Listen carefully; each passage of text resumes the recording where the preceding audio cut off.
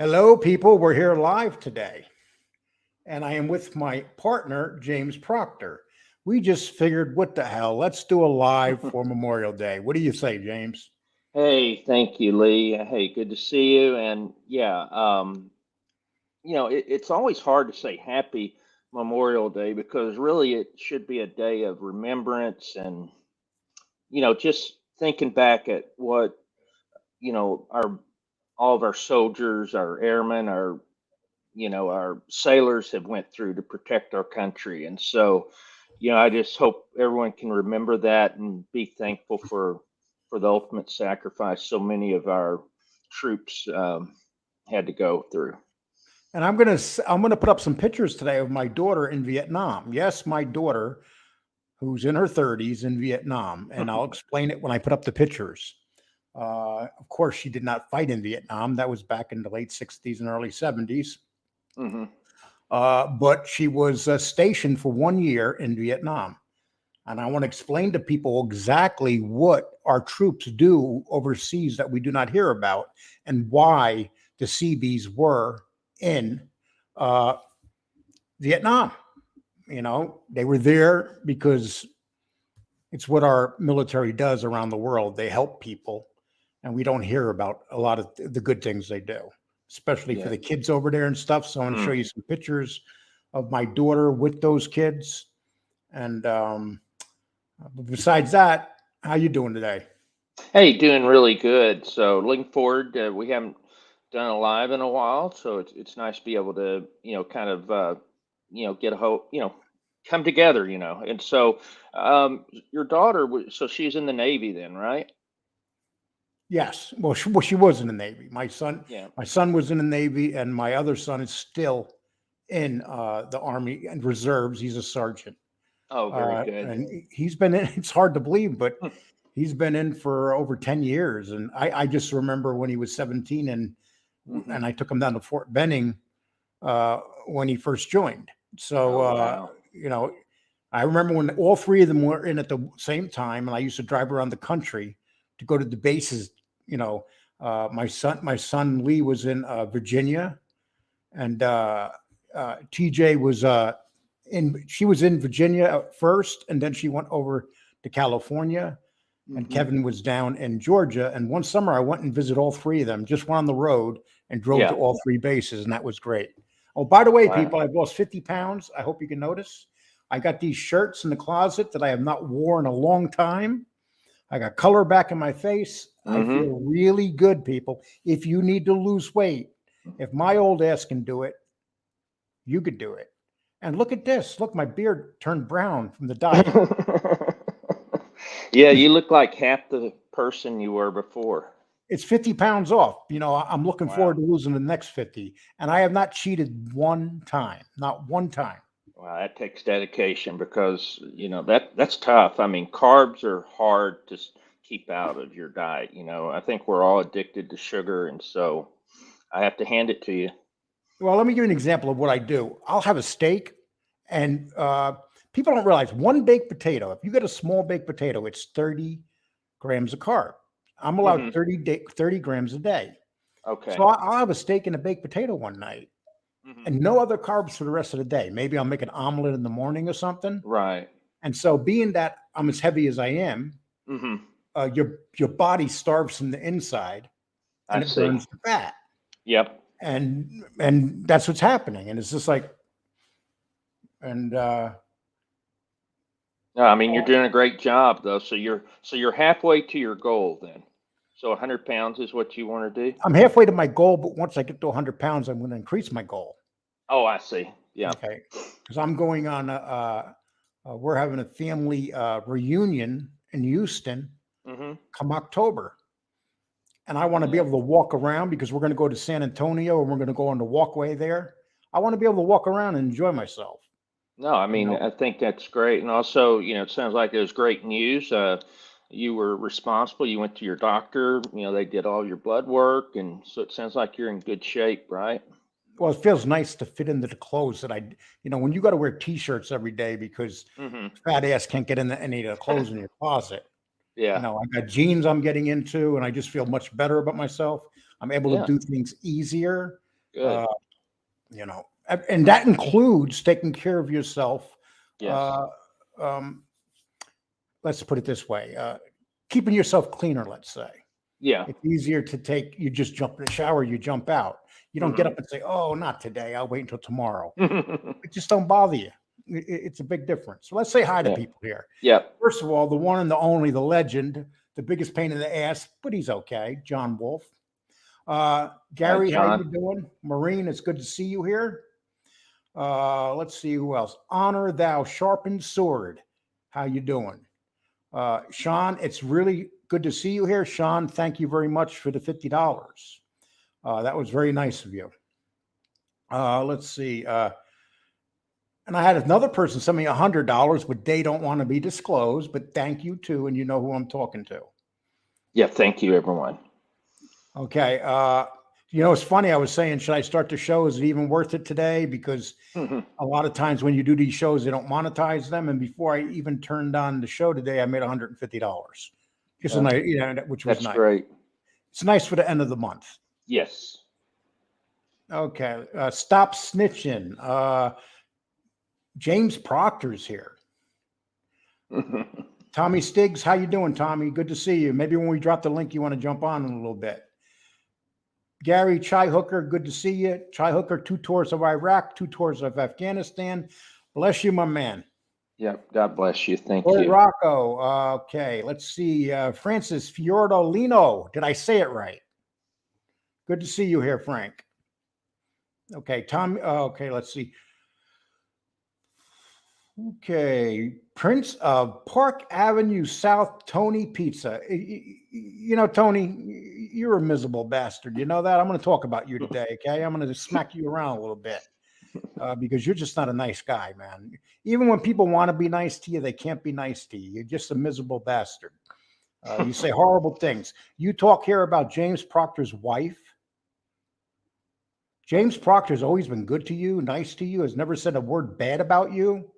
And you talk about his wife, dude? You animal? Okay, Chris Capello, how you doing? Dragon 1982, Harris Paint, Tony V. The military is having a hard time recruiting today because, yes, unfortunately, but we're not going to get into politics today. But I understand what you mean, Tony. Okay, Joey Dimes, good to see you here, Joey. Marine Frick, Italian Stallion. Sit down. Oh, this is like we're honored to have a legend like this in our presence. To sit down, Crime History Podcast. So everybody, say hi to Jeff in the chat and bow to him, please. Just kidding, Jeff. You're a good guy. Thank you, Jeff. America, how you doing? Marine Frick, of course. Brian Press. Wow, I haven't seen Brian Press in here in a long time, Brian. Mike Wall. Oh, listen, people, I unblocked a lot of people today. Because, you know, if you guys want to come in here and you used to hate my guts, I don't care. Come on in. It's better than having the shitbag trolls in here. Chris, Gary, Top G22, and Dave. And okay, guys, we're going to talk about a few things today. My partner here put together a really good list of things we're going to talk about. But first of all, I like to say, I like to talk about Tony Pizza. This is a mob show, but we don't really want to talk about Tony. But Tony, we know that you're going to go back to your show and say horrible things about people today for no reason. I can understand you coming after me, Tony, but why would you go after James? Why would you go after people like Mark Schumacher that have given you tons of money? Why do you go after people that are kind and nice to you? What the hell is wrong with you, dude? And you people in that chat, and you people that associate with Tony, and you see he does these things. And the worst piece of garbage on here, Joe Batters. Yes, you, Joe Batters. You are a slimy lowlife. You come on, the things you do, the support you give to Tony while he's saying and doing these things, you should be ashamed of yourself, Joe Batters. But it's obvious you're not. That's why one of the things that we're talking about in this show today are keyboard warriors. You are the perfect example of a keyboard warrior, Joe Batters. You love to go in and, keyboard, you're more than welcome to come up here and defend yourself under one condition. You show your face, because it really sucks when you cowards that hide your face can talk a bunch of crap about people, but not confront them with your face because you're cowards. And that, this is Memorial Day. This is for the soldiers. But you know what? You do have these lowlives that run around here pretending they're holier than God, attacking people, saying horrible things about people. Because they are. And Tony, you're not welcome here, dude, because of the human being you are. I tried so hard, man, to like you. But then you say so many evil things about so many people. Can you just stop it, dude? Whether it's someone's wife that you're bashing, wives. You love to go after wives, Tony. But would you go after their wives to their face? No, because you're a make-believe tough guy. And I don't see why you want to make me as an enemy, Tony. You go after my partner, I'm going to open up on you, just like I am now. I've been leaving you alone, dude. So you want me to make more enemies? You come up with these things in your head that me and Gunsmoke know each other and we do things behind the scene. No, we don't. But anybody on here should be able to go wherever the hell they want and whose show they want to go on. Anybody. Look, Angel Gotti went on to FBS's show for 2 hours, 2.5 hours. So what was so bad about that? They talked things. They discussed things. I went on Gunsmoke show. Same thing. But being that, we got these sides here, these sides. We think we're on sides here. We're not on sides. Nobody gives a shit about nobody around here. There's very few friends. Very few. But, people think there's friends here. There's no friendship here. You know somebody. If you don't know them personally, if you haven't met with them, you don't know nothing about them. You don't know where they live or what they do, what they've done in their life. But that's what we have here. And then you have Tony going after James Proctor's wife. And you know what, James? Yep. Now that I'm talking about this, being that he's Tony Pizza, he'll probably go after your wife some more today. Would you say that's who he is? Yeah, that's just how he is. And so here's the thing about it. I don't worry about him, I mean, when I look at it though, and you made a good point, I was totally upset first, but then when you think about it, the guy is mentally ill. He can't control himself. He's been doing this since he's been on YouTube. But then what he did to me and what he said about my wife, that's just really just a speck of what he's done to you, what he's done to FBS, what he's done to all these people out there. And it seems like he always attacks people that had once been friends or tried to feel sorry for him. The only reason I even tried to be a friend to him was I felt sorry for his dog Leon. I felt sorry for him, and then I realized he was not going to get a job. He wasn't going to change his life, and so he's dead to me, and it's irrelevant. I'm not going to fight with a mentally ill person. That's the best thing to do. Just leave him alone. And that's the thing. He wants the world against him, but he has to understand that can be very bad for him. Today, he did a show and he put 2 people's names in it. Those people can both strike him because he lied in the name of the title of the show. Yeah. He went after, I don't know Don Berlin, but he goes after Don Berlin. And then he went after somebody else. He went after SoFlo's wife. and used her name. Tony, why would you do such a trash bag thing? Put up those people's names. You can't just, talk about it on your show. You got to put it in your titles, in your topic sentence. People, when he puts his name in his topic sentence, you can strike him.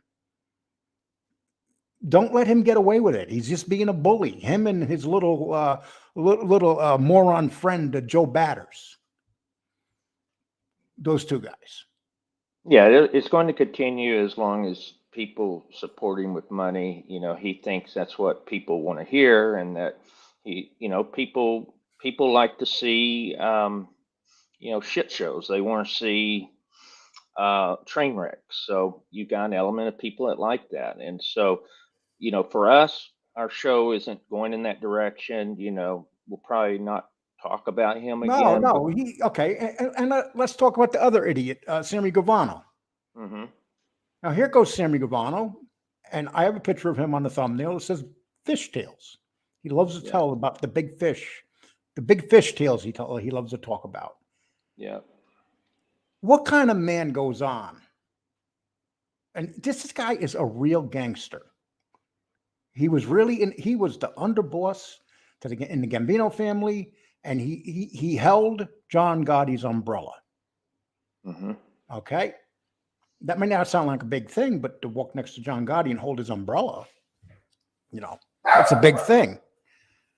But for him to get on his shows one day to say, he knew Tony in prison. Tony was a tough guy. Come on, really? Yeah. If Tony in prison his mouth would last about 3 days before someone put him in a hole. Yeah.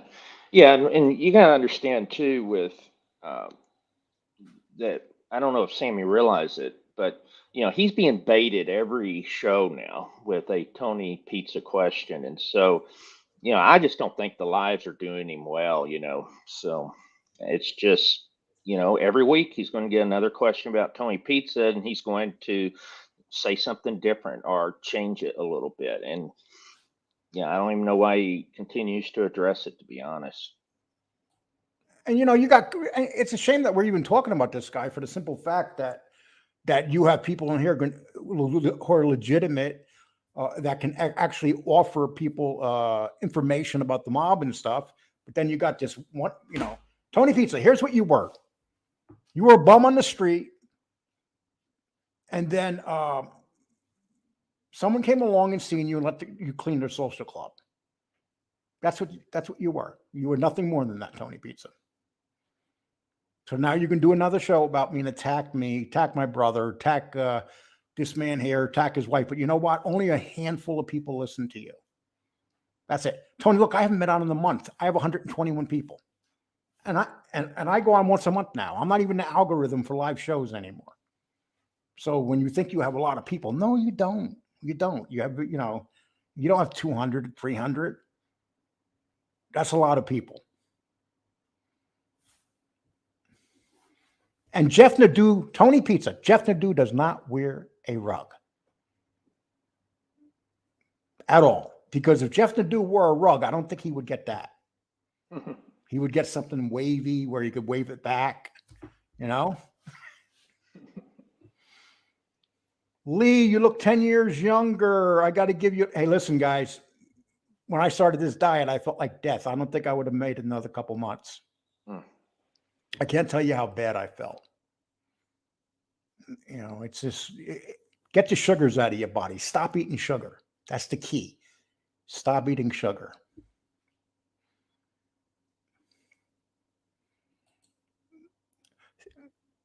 Tell them, Lee, the door is right open. So what else did we want to discuss today? We want to discuss, okay. Now listen, because we tell people what somebody's doing on here, if we talk about what an informant's doing, like Sammy, it's not because we are trying to sell them to the public. Our job is we are going to report stuff. And it's up to you to decide whether you like it or not. That's it. Because everybody knows how I feel about Sammy Gravano, Well, you got to come on. How long have we've been hitting on Sammy Gravano here? You have some trolls here, some tough guy trolls that will tell you, oh, he talks about rats. He has rats on his channel and stuff. But until we know who these people are, they're nothing. They're just faceless cowards. That's all they are. It's easy to talk a big game when you don't show your face. Yeah, most definitely. And so, yeah, I mean, do we want to talk? I Yeah, can let's tell you talk a little about, bit of our so he's thing. rolling out this Our Thing TV, Sammy Yeah, Gravano. Let's talk right. about that.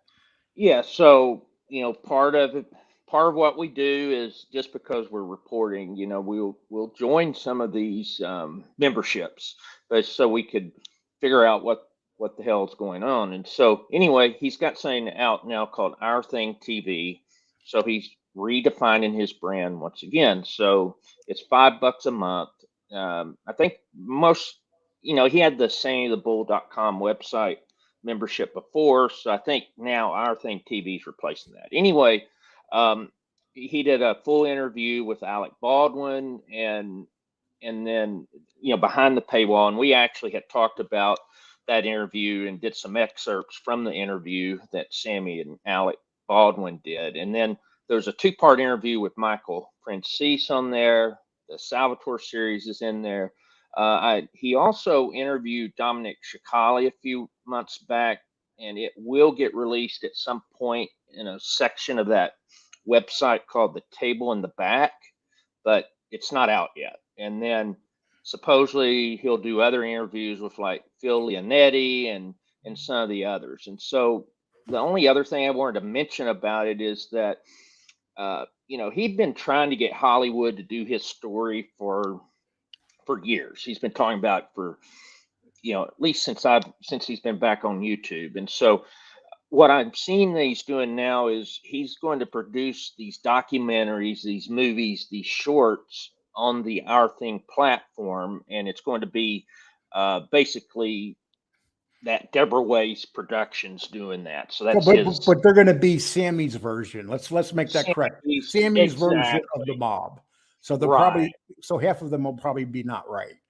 Right, and so he's doing a three-part series on his dealings with the Iceman, Richard Kuklinski, and then he's filming some sort of movie on the Johnny Keys hit. So what I'm seeing there is that, and then we'll talk a little bit about Michael Francis as well because he's actually doing a few new things. But Sammy, I just think he's never going to get accepted totally by Hollywood.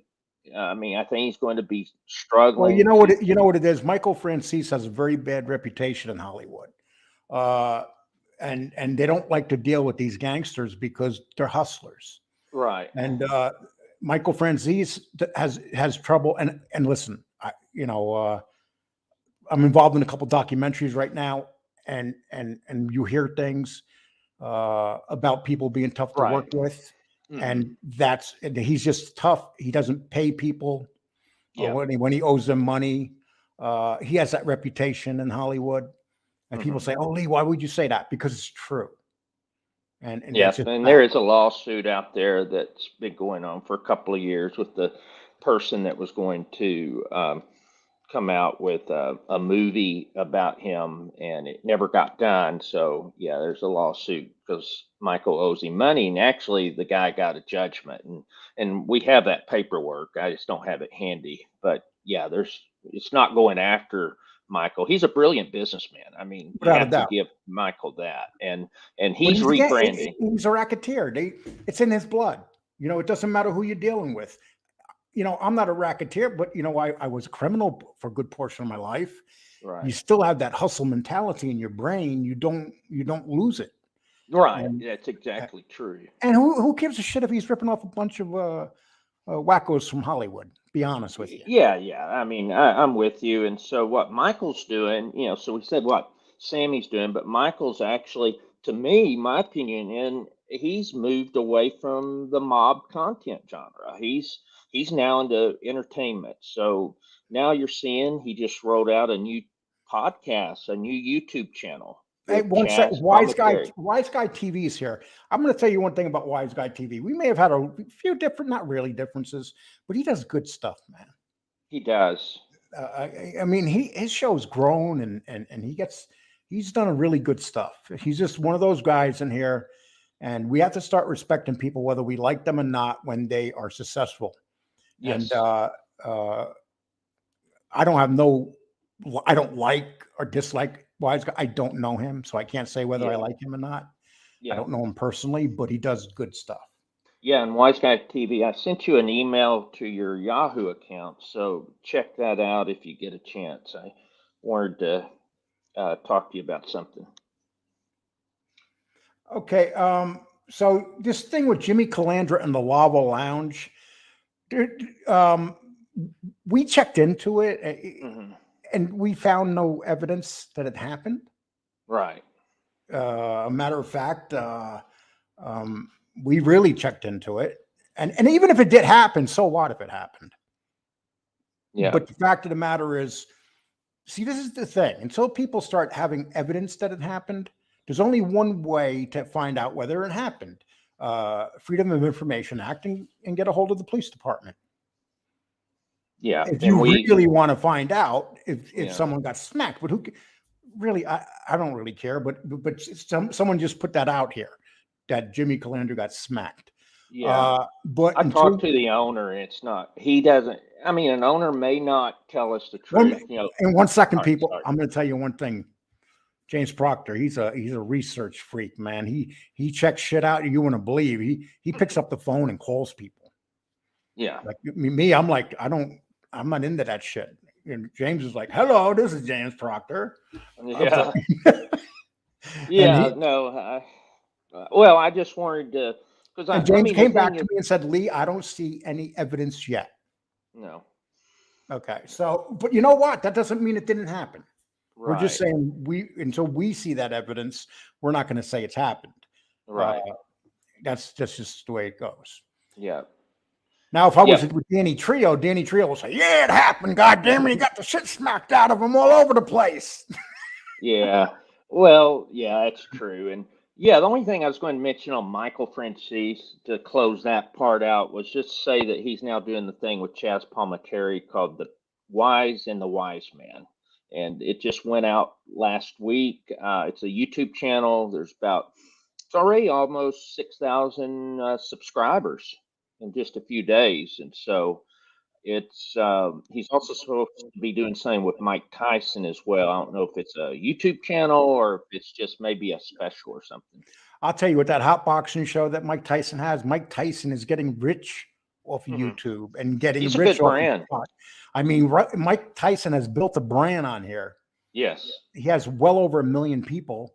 I mean, we got to give the man credit. He's building a hell of a brand. And that's the thing about YouTube. You have people that can come on here and do well. And actually, that will lead into what we're going to discuss next. It's something Jimmy Calandra said, and we just want to give our opinion about it. We're not going to say whether Jimmy Calandra is right or wrong. Is that correct? Right. Okay. We're going to talk about Fabrizio. I said it right, didn't De Francesi, I think his last name is. Did I say that? Yes, you did. Okay. So Fabrizio De Francesi. Okay, we're going to talk about him a little bit. So everybody knows he's in a halfway house. He got out of prison. A lot of people are saying that he is going to be the boss of the Bonanno family and all that stuff. That's the most ridiculous thing I've ever heard. And let me give you my opinion why. The guy just got out of prison after a quarter of a century. This ain't like the old days where these guys used to come out of prison and want to go back on the street and be the head of families. Now, when you get out, the FBI is watching you for the rest of your life. Exactly. He is still considered a criminal to the FBI. He's not considered someone cooperated. Nope. Why would he even want to go near the Bonannos when he knows he's being watched? Do you think that he wants to violate his probation and go back to prison? No. Yeah. No, not at all. And, for me, what was interesting. So it was basically yesterday during the live that Jimmy did. He was talking about Francesco, and what he said was that, or Fabrizio. Fabrizio, get it right. You I'm need to learn trying to about Italian names. confuse Fabrizio and Frank's name. I tried to combine it. No, Fabrizio.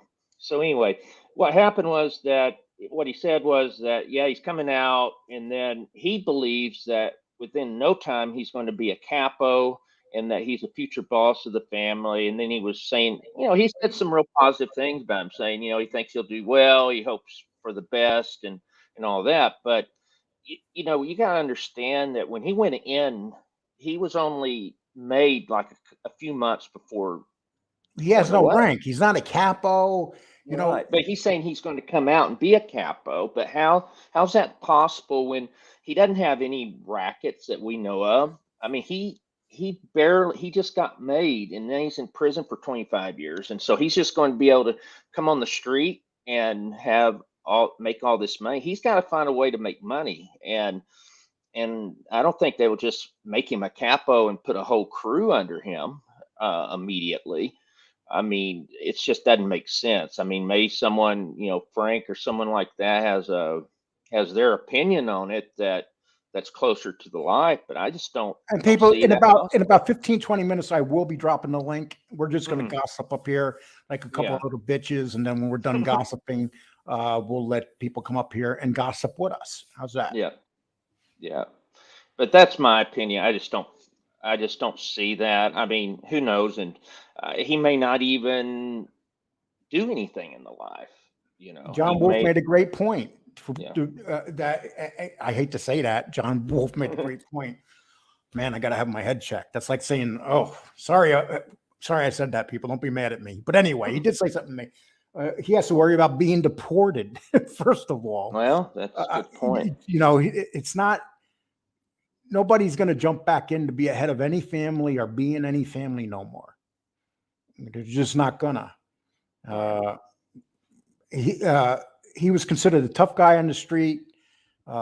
He kind of tortured a few people, from what I understand. Those days are over, man. You can't be doing that stuff anymore. The only people that can do that is the people that attack you in the subway system. That's it. Nobody Right. else. Yeah. Okay, let's see.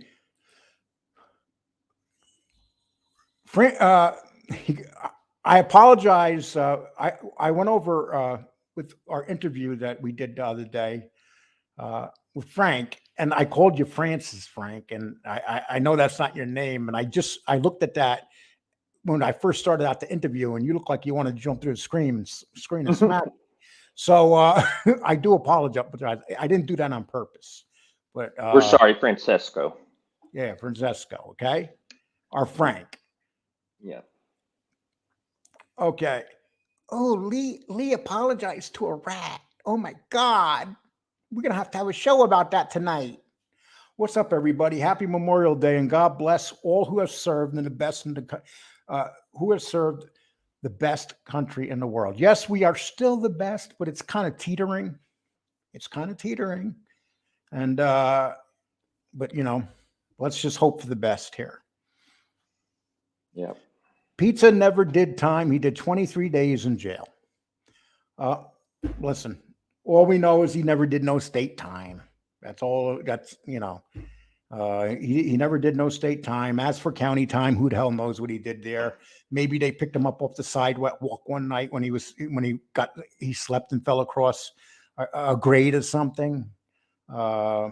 Maybe he fell asleep in front of a subway train, and they had to take him off the track, and they put him in prison in jail for a couple days. That's about it. Okay. Someone asked Sammy during his last live about, yes, we know. Yeah. And then Sammy lied again. Sammy goes, no, I didn't know him. He wasn't in my crew, but he was a tough guy. Come on. Everybody here knows that Tony was never a tough guy. He has a tough mouth. I wonder why people are all, it seems like half the questions that Sammy gets is, did you know this guy? Have you noticed that? It's always, do you know this guy? And, I don't think he remembers hardly any of them, but he's always going to say, yeah, yeah, that's a tough guy, you know, or I didn't really deal with him, but he's a tough guy. Yeah, crime hit. Jeff says Tommy Reynolds plans to live a quiet life somewhere in the upper northeast for his family. He is very religious. Yes, he is very religious, and it looks like he's going to. Let's hope he did a lot of time. People, I know that he shot Judy Shemtov, but he paid the price. Yeah, I think he He really changed in prison from I mean, everyone you're I've heard. talking 40 years.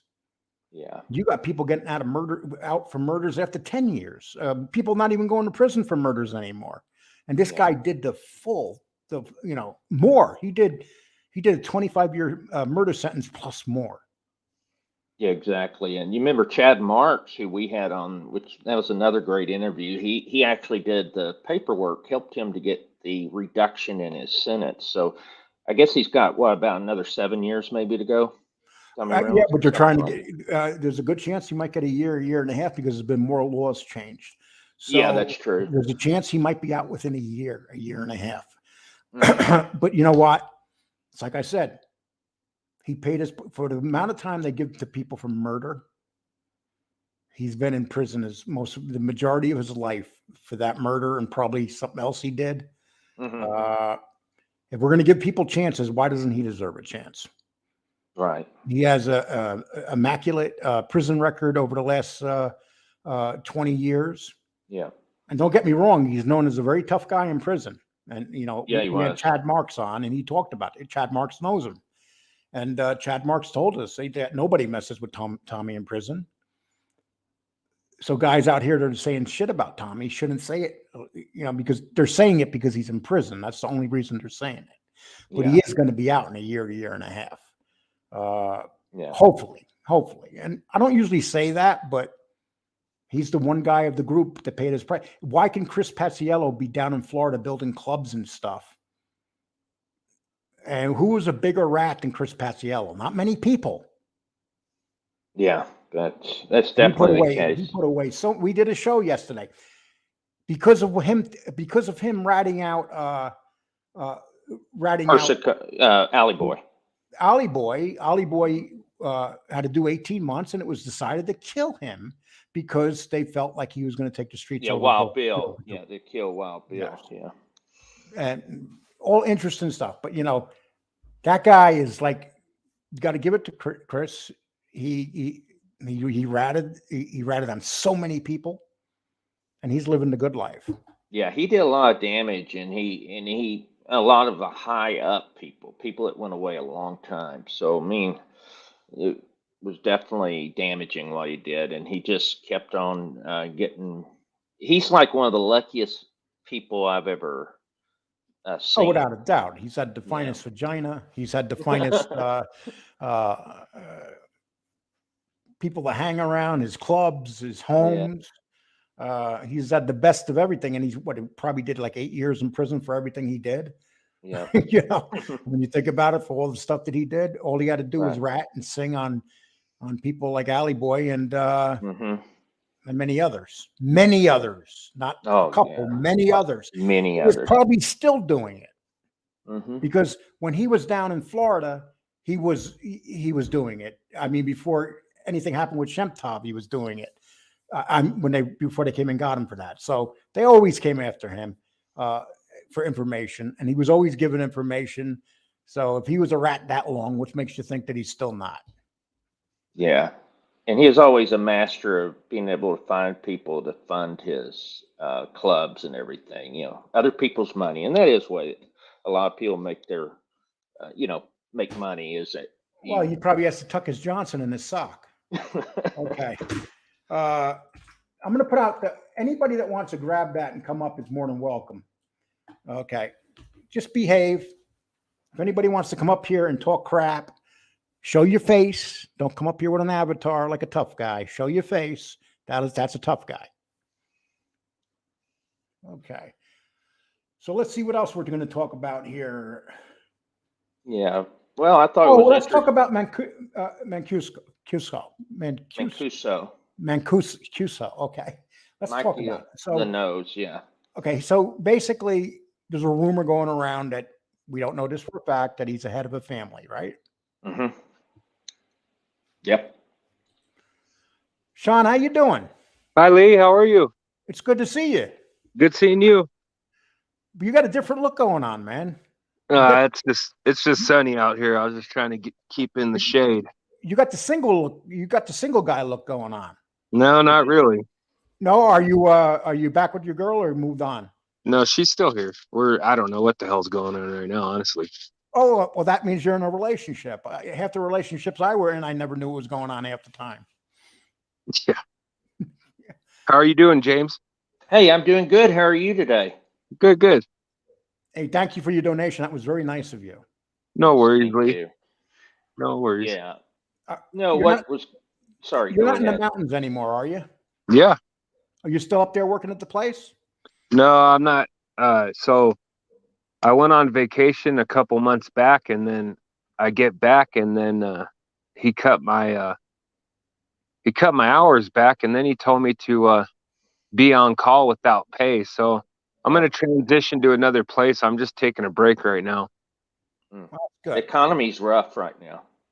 Yeah, I have quite a bit of money saved up. Good. Well, that's Yeah. good, man, that you were saving money. Yeah, I don't know. I mean, I missed funerals and my mom's cancer surgery for this job. I don't know. I didn't know his mindset. And it was all, what do you call it? It was all okay that I went on vacation, but I get back and it wasn't even busy when I went on vacation, but that was kind of disturbing a little bit. I mean, I know that's not fun at all. So I'm No. sorry to hear about that. Yeah, I am too. What? Okay, guys. What I'm gonna, I just want to show something real quick while we have 150 in here. I'm gonna show some pictures of my daughter when she was in Vietnam. She spent a year there. What happens is the CBs. She was a member. She was a CB. They went to Vietnam and Cambodia and all those countries to build wells to give people their water. Mm-hmm. And it's a very poor country. And so when our soldiers are there, what they do is they go to these schools and stuff, and they start like GoFundMe pages and stuff, and they buy the kids shoes for their feet. They buy them backpacks. And my daughter got several things going, and she is very lovable. I mean, she's just a very good soul. She's totally opposite of me. She's a good soul. And so I'm going to show some pictures of her in Vietnam.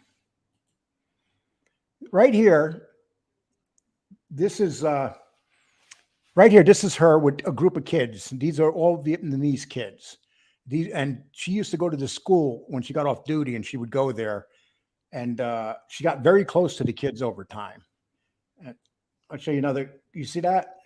Mm-hmm. Nice. All those kids there. And you see those shoes that got on their feet? They're just little thongs. A lot of them have bare feet. Mm-hmm. But the whatever, I don't want to call them thongs, but those slip. I mean, it's cool, and it's timely too. This Memorial Day weekend, and our soldiers take a lot of crap, and it's a shame. But we need to see the good stuff they do like this. And Renee, you showed up late today. I'm thinking about replacing you. You showed up late because you were sleeping in on a Sunday. What kind of crap is that? These guys, man. Okay. I'm going to drop the link once again. If anybody wants to jump up here, they can. Feel free. Rolex, jump up here. Talk about your show. Okay. Yeah. One thing I was going to mention, so the Mikey knows thing, looks like someone's coming on, but the only thing we wanted to mention on that is that the feds are looking, he has been accused of violating his supervised release by being around other gangsters or people that had criminal records, and that's one of the things you can't do. And so anyway, he's looking at maybe they're thinking maybe another 4 months and for that violation. He had just gotten out just a few years ago, and so it doesn't sound like he'll go back for that long, but it'd probably be 4 or 6 months at the most from what I'm seeing. And, the prosecutors and his attorneys are, working on this. So that's all we wanted to say about, Michael Mancuso. Wow. Okay, so we got Tommy. How you doing? What's up, my man? Good afternoon, Hey, fellas. thank you for joining. I really just want to wish you guys the best. I'm really enjoying the content. Lee, I think you're a couple away from 10,000, if I'm not Yes, mistaken. we are. Very close, guys. Very close. Yeah. And I wasn't going to come on camera, but I got to give you a little glimpse of what's going on over here. This is America, so I got to respect it. Right? I got to. Oh God! Look at that hat! Look at that Oh, hat! wow. Look where you're at. We Is that your we're seeing backyard? face. We're about to Yeah. listen, people. I'm gonna put a face up here. You guys might get. Everybody's got their face out today. What the hell? This is awesome. I'm gonna put. Oh, I show my face. I'm gonna put another face up here, people. So cover your eyes. It might be a little bit difficult, but we're gonna do it anyway. Go ahead. I can't see Hey, it. Renee, what are you doing? Hello, Renee. What's up, Lee? How are you? Wow. Great. Yeah, This is great. So we got the crew here. Great stuff, guys. I Great haven't stuff. been on a show in a while, but This is I've awesome. kind of been staying out of the fray. But I hope everybody's doing well. Thank you. We're staying out of the fray too. Listen, I don't care about what people do on their shows or whatever. But Yeah. if they're gonna be like Tony Pizza and say horrible things about wives and stuff. Oh yeah, yeah, You got to. yeah. He's. You guys got to understand though, like he does have Lyme disease on top of whatever else he's got going on. So honestly, like I've met people with Lyme disease, and a lot of them have issues like that. Renee, how do you know he has Lyme's disease? Because he said so. I know, right? Like, but It is either Lyme way, disease. he's got serious mental problems, There's and no doubt about that. he cannot keep friends around. He gets rid of big donators. And the thing that concerns me the most about him is he lies so much to his donators. I mean, it doesn't concern me, but it's alarming, because he keeps saying he's going to leave his apartment and all this stuff. I'm just, leave your apartment then, dude. Nobody cares. Oh, he's I gonna. just need 1 minute. I need 1 minute, guys. 1 minute. I just don't, I don't want to get into all of that stuff. I just want to wish you guys the best of luck. I'm enjoying the new content. Let's get to 10,000. Keep on doing what you're doing. Stay out of the mess, Lee, and you guys will have nothing but success. The sky is the limit with you guys. Really, really nice work. Really nice work. I appreciate that, but Tommy, we need to know one thing. What? Where can we get a hat like that? I got a red one and a black one. God bless America, guys. Tommy, before you go, I was telling you in the chat, and you keep it true. Honestly, Tommy, you're the only guy out there that is able to do what you do and be friendly with everybody the way you are. And honestly, I look up to you for that, because that takes a level of mental strength that I don't have. Very difficult, my man. I've been through a lot in my life, so I'm just enjoying the space here. I'm one of those people that likes to nip things in the bud when I have problems with people. I don't like back talk and all that. So that's kind of how my personality is. It's the way it is. I just pick my battles. I've been through a whole lot of shit, man. These 54 years have been really rough for me. But I admire your self-control, dude. You have a lot of amazing self-control. Wow. I really appreciate that. That's nice to hear. Thank you so much. I do appreciate it. Have a great day if you're taking off. All right, guys. Listen, stay blessed. Ciao for now. Tommy Sticks checking out. Yeah, take care, Tommy. Have some good wine. And guys, I got the link down there if anybody else wants to jump up here. Now I got two guys up here hiding their face. Now you guys took your face out. Now you. Goodness! I'll be back in a second. I'm not hiding my face. I'm going downstairs. I gotta get some coffee. Okay, no problem, man. Go. Yeah. Okay, let's read some of these people. I felt. Oh, listen. If anybody wants to donate. Oh yeah. I'm not going to get mad. I listen. I know Renee's not going to donate, but if anybody else wants to donate, hey, people should be donating to me. How about that? Yeah, right. Just for you showing up here, right? You live in California and be poor like me, and then see if you can donate. If you're rich in California, you're poor. It don't matter no more. I'm telling you, dude. $100,000 a year is the poverty line for a family of four here. Think about that for a minute. Hey, I went to the slaughterhouse the other day, and I got like maybe a little bit over a half pound of ribeye, and I bought it home. I bought it for $28. I bought it home, and my sister Maggie, who's in New York, she said to me that she bought two, and it cost her $80 for two. Oh, so much more expensive there, right? Like, yeah. When you go here to when you go to the slaughterhouses, they got butcher shops in the front. Yeah, we have that here out where I live. I live in farm country, but we don't go there enough. We should go there more. Yeah, and see, Texas is like you'll still pay a lot more out there, even if you went there to the slaughterhouses. We do make more, but things just cost way more than they should. Everything is more here. It's just the way it is. And it's good to see eggs are down. That was a big scam they pulled. Oh my God, honey, how much were eggs for 36 eggs? How much were they? Were like $1 an egg out here. It was not anymore though. Yeah, it was crazy.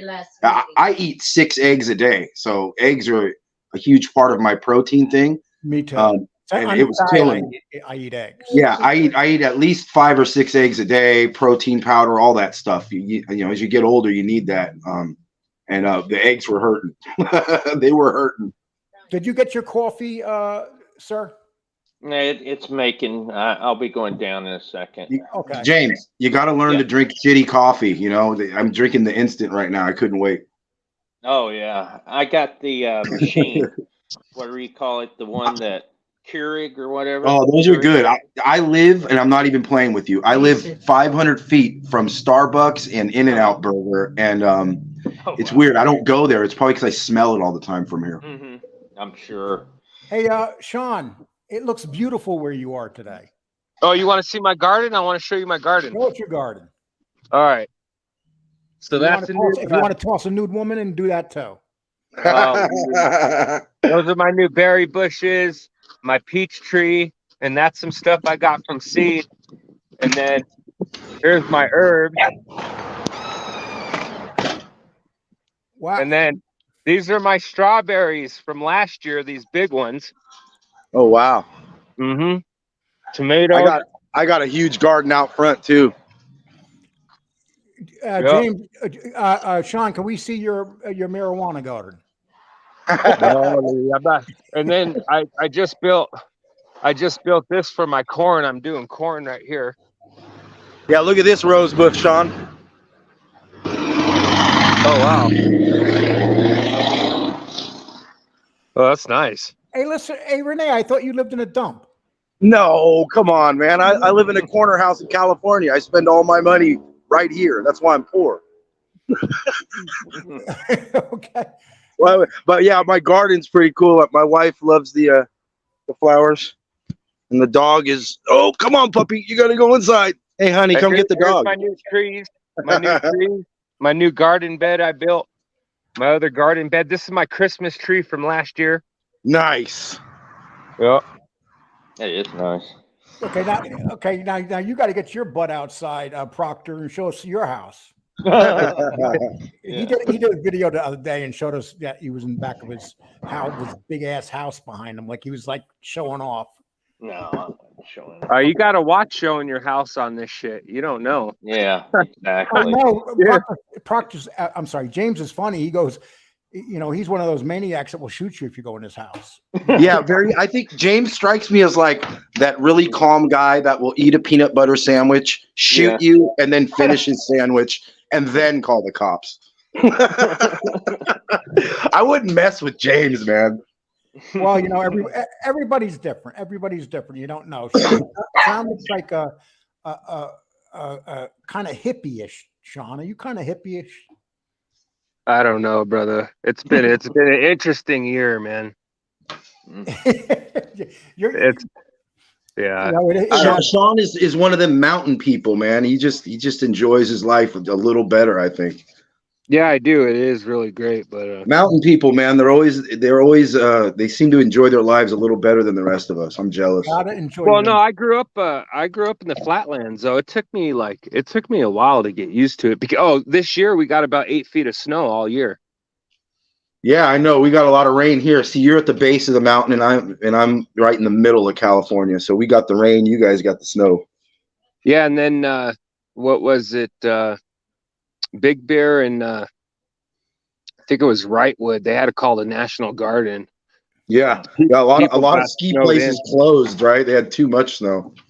Yeah, you had a couple people heart attacks. They were snowed in, elderly folk.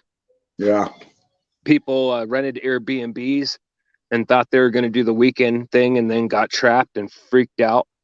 That's crazy, man. You can't stop shoveling. I mean, you have to actually you have to shovel. You know and what get the that number done. one cause of death in the winter on the East Coast is, besides car accidents? Cold? Shoveling snow in the cold. People have heart attacks all the Oh time. yeah, doing that. it's not good for your health at all. No, no. Working out in ice cold weather is hard on your heart. Yeah.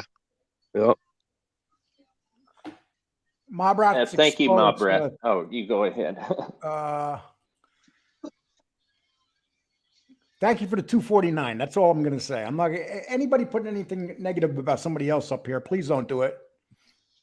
Even if you're donating money.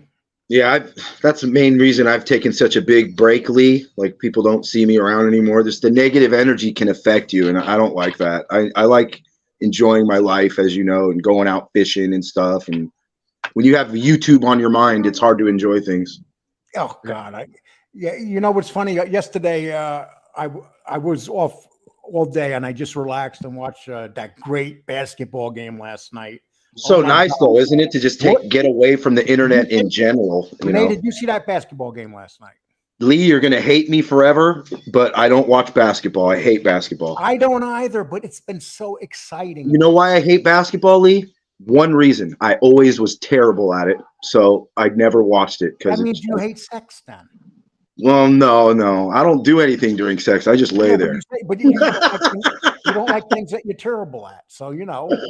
We can have a list very long if we're talking about the stuff I'm terrible at, bro. Okay. Trust me, dude. I've been married. My wife points out everything. We could go all day. I want to talk about the basketball game real quick. Let's take that game. I mean, with no time left on the clock, that guy put that layup through after the missed shot. It just goes to show 3 seconds is an eternity in the NBA.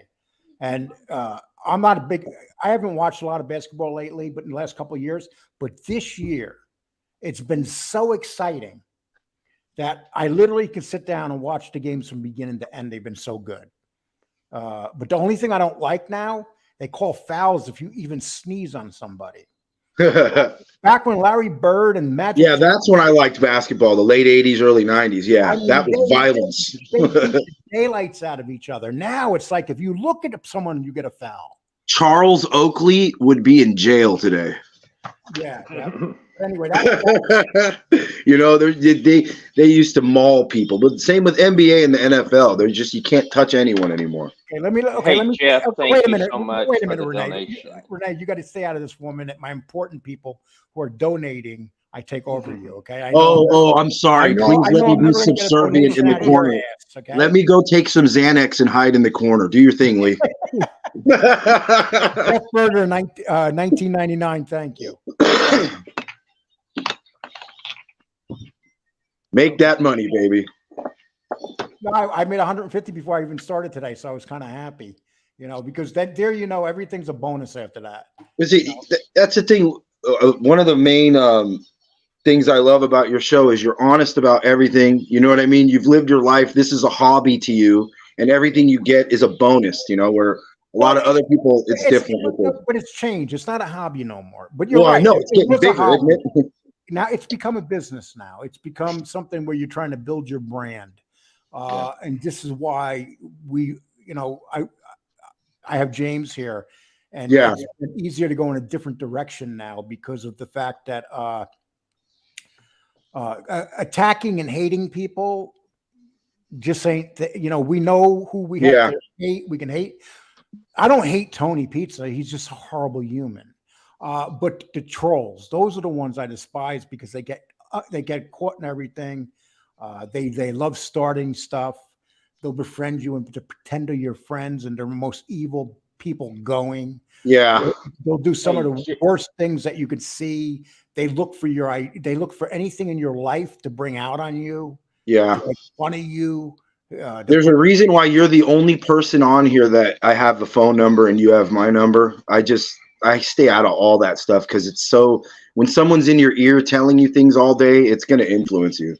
Hey, Jeff, sit down. once. Sorry, Sorry, I don't mean say it. Crime History Podcast, $10. Thank you, Joe. But you know what? I'm a little bit disappointed in you with all the money you got, Jeff. $10. No, actually, Jeff just bought a house. I can understand that. A house, and he drives around in a fancy car picking up hookers. So, I can understand. Hey, I always told my wife's standing right next to me. If I was to be divorced, I would live that hooker life. Sorry, it sounds degenerate, but you mean it's efficient. You mean you would go back on the street and start hooking again? I'd go back to doing what? No. I wouldn't do your hobby, but I would definitely go out and meet girls that way. I don't know. I'm getting older, and I don't want to. I don't want to know anybody anymore. Sorry, I don't want to get to know any women anymore. I'm over it. So it would, that would be my lifestyle. You're still young. You know what it is? When we're in relationships, we take them for granted. We don't realize that we're in relationships. We have a woman and stuff. Mm-hmm. And then all of a sudden, when you don't have a woman, your whole attitude might change. I'm older now. I'm older now. I don't look at things the same as about being in relationships. Yeah. But I've been in relationships for 35, 40 years straight. Well, you raised kids and had families, and that part of your life is over. So I get it. My part of my life now is being on YouTube. Who would have ever thought? The average man lives to be 72. So you might as well make the best of them years, Lee. Yeah. Hey, listen, people, you people that used to make fun of this fat face, check this out. What do you think? Good for you, Lee. Yeah, 50 pounds. Yeah, you lost a lot of weight, dude. You look way better. And the best thing is, like, when I talk to you on the phone, I noticed the energy level, and you're much more positive. Oh, without a doubt. Without a doubt. It's a big deal, dude. When I first got in shape, it was like 6 years ago when I was 40. And it changes your whole attitude, and you're able to handle stress so much better. And let me tell you something. When you do this YouTube thing, one, it's easy to gain weight. You get into feuds and you fight with people. It mentally tears your head apart. It's not fun. To go to war on here, let's say, and people. Yeah, I know. We've all done it, right? We've all been made fun of and had our lives wrong. Yeah.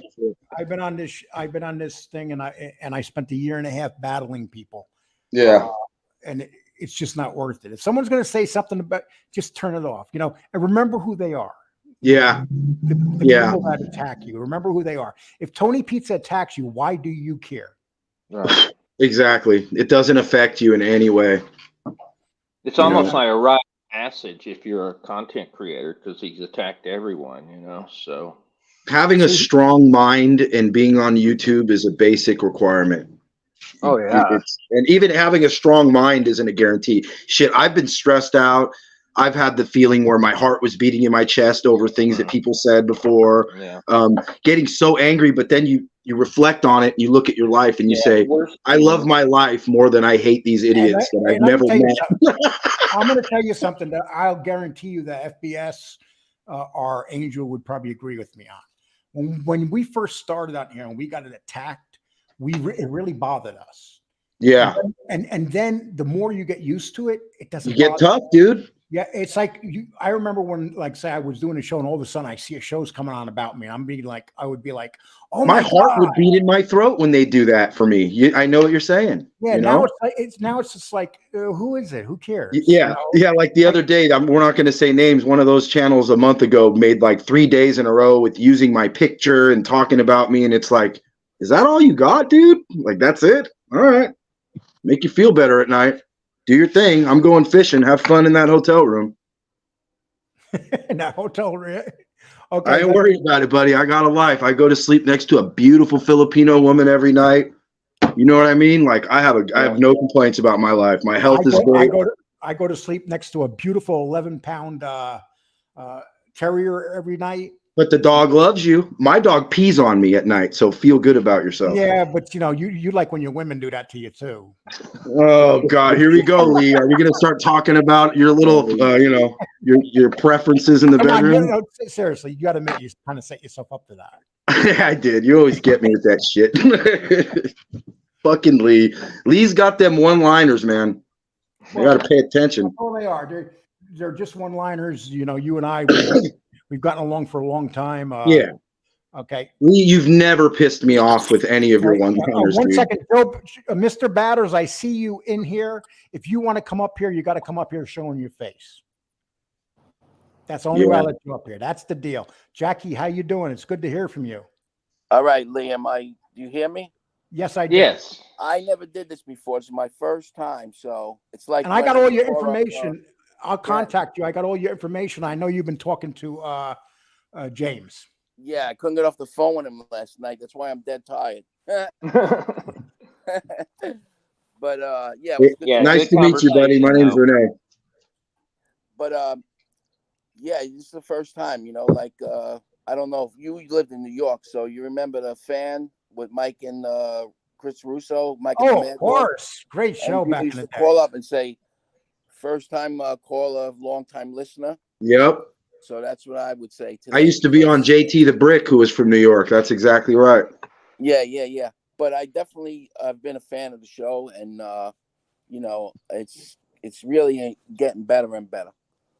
That's our goal. We even when we have these shows, these live shows, we want it to be better about our lives and stuff. And then every once in a while, we got to talk about a scumbag like Tony Pizza. You know what? The guy is just incredible. I don't know how. I mean, you got to give him something because he's a funny motherfucker. To tell you the truth, You're right, but Jackie. he's disgusting too. He's funny, but when he says things about people who have been kind to him, like James Proctor, Yeah. I don't even care if he goes after I them. heard what he said about James Proctor, and that made me cringe. That was lame. Yeah, no, that's not right. That's really disgusting. Anytime someone talks about James Proctor, you know that they're assholes. Yeah, I don't understand how people Thank could you give for him your money after support he on that. abuses them like that. Yeah. It's true, James. James, you don't bother anybody. You just do a great job and you're polite. If people don't like you, they're just jealous that they can't conduct themselves like you. That's all. Yeah. Yeah, And James it is doesn't good, bother too. me if people don't I'm like going it. to ask That's Jackie. fine. Jackie, being that you're up here for the first time, let me ask Jackie a few questions. Jackie, Absolutely. so you're a lifetime New Yorker, right? Absolutely. Yes, I am. You know quite a few people in the life, Yes, I do. Mm-hmm. And you grew up in the Bronx area of No, Mulberry Street. in Manhattan. Manhattan is the fucking epicenter of the mob. You could say Brooklyn, Staten Island, the Bronx, and all that shit, but literally called the shots for the longest time. Everybody had to go through Little Italy one way or another. That's how I feel about my neighborhood, and I'm sticking to that. I know it's shrunk and it's not the same anymore. Brooklyn is just a wild place.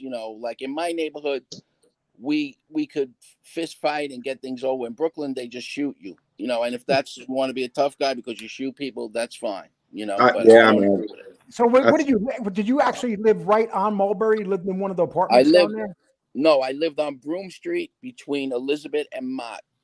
Okay, Elizabeth is a very famous place. If you ever heard Mikeyscars, he said that's where most of the Sicilians came from, and there was a lot. My mother is Sicilian, so a lot of Sicilians on Elizabeth Street. But Mulberry is only like a block away from me. Did you live there? My father was born on Mulberry Street and lived on Mulberry Street. Did you live there when the Raven Night was active? Absolutely, man. I used to pass there every fucking night. I mean, well, twice a week because we would play basketball in the PAL Youth Center on it was on Mulberry between Houston and Prince Street. Okay, give us a good memory about the Raven Night. What you remember? Something? Yeah, all right. Well, O'Neill had the club before, Gotti. That was O'Neill's club, right? Della Croce. Yes. And I knew his son very well, Buddy. But me and my father used to go there, and we used to pick up a guy. His name was Mike D. I don't really know his last name. I really never, because I was a kid, and we would pick him up at the Raven Night and go from there right to the Meadowlands every 3-4 times a week. Go to the track, the Meadowlands. But one day I was walking down Mulberry Street, and there was like a indoor parking garage on the same side as the Raven Night. Raven Night was on Mulberry between Prince and Spring. And John Gotti walks out of this indoor garage with two monster guys. You know, they're like huge, and he had his back to me, and I was walking by, and I smacked him on the back. You know, like a tap. You know, like a friendly tap. You know, I said, "Hey, what's up, John?" And he looked at me, and said, "Hey, what's up, kid?" Just like that. It was like no big deal, you know. But you know, I should have thought twice about that. But you know, that's how it was. You know what I mean? He was accessible. But there were so many guys there. Yeah, you know, I used to hang out with John 8 Light there all the time. No, I get that. Don't you dare say that. No. No, but you know, You almost just threw all that in the garbage, bro. So did you see John A. Light standing out in front of the never, absolutely never. Raven Knight? No, ever, never. I did see him, him and John Jr. when I was working for the Department of Sanitation. I worked nights, 4 to 12s and 12 to 8 sometimes. And I seen him in Chinatown. They were going to this, it's a well-known restaurant that a lot of people go late at night when they're out after like drinking and stuff. This place was open till 2, 3 in the morning. And I seen him and John Jr. going in for Chinese food. And I talked to John Jr. a little bit. So is it true? How tall was John A. Light? He was like my height. Well, yeah, but I mean, I'm 5'7", so he was about 5'8", 5'9", maybe. Oh, I don't think he's that tall, Jackie. I don't remember. I really wasn't paying attention to him, and at the time I had no idea who he was. But I knew He probably had platform shoes on, bro. Yeah, I mean, I knew who John Jr. was, obviously, because he was all over the news. So I knew that, but I knew when I realized who he was with, because you know later on I figured it out. And they so you're talking 1999 close. So you're talking 1989, 90, 91 about, right? Yeah. No, Yeah. It was like it had to be after 90, it had to be 91, something like that, because I got on the job in 90. So it had to be after that. I don't think I've seen you up here before, my man. G's use. Oh, hey, what's up? How you doing? Hey, I'm doing good. I just clicked the link. On. Yeah, I like watching your guys' show. So I appreciate that. It's good to see some. I got new faces up here. Look at this. We got, this is when you know you're turning the corner. Jackie, I was just gonna say, Lee, you got new people and they're good people so far. Nice. hey, do you recognize my name? Do you ever see me comment? Yes, all the time. All right, cool. I just want to say what up to you guys, and thanks for doing what you do. And where are you walking today? I mean, it looks beautiful where you are. I'm in Minneapolis, Minnesota. Oh, nice. Yeah. So it's a beautiful day out there today. Yes, it is. It's 78 degrees. Oh man, same thing here, man. It's beautiful here in Long Island also. It's 75 degrees in California right now too, where I'm at. Nice.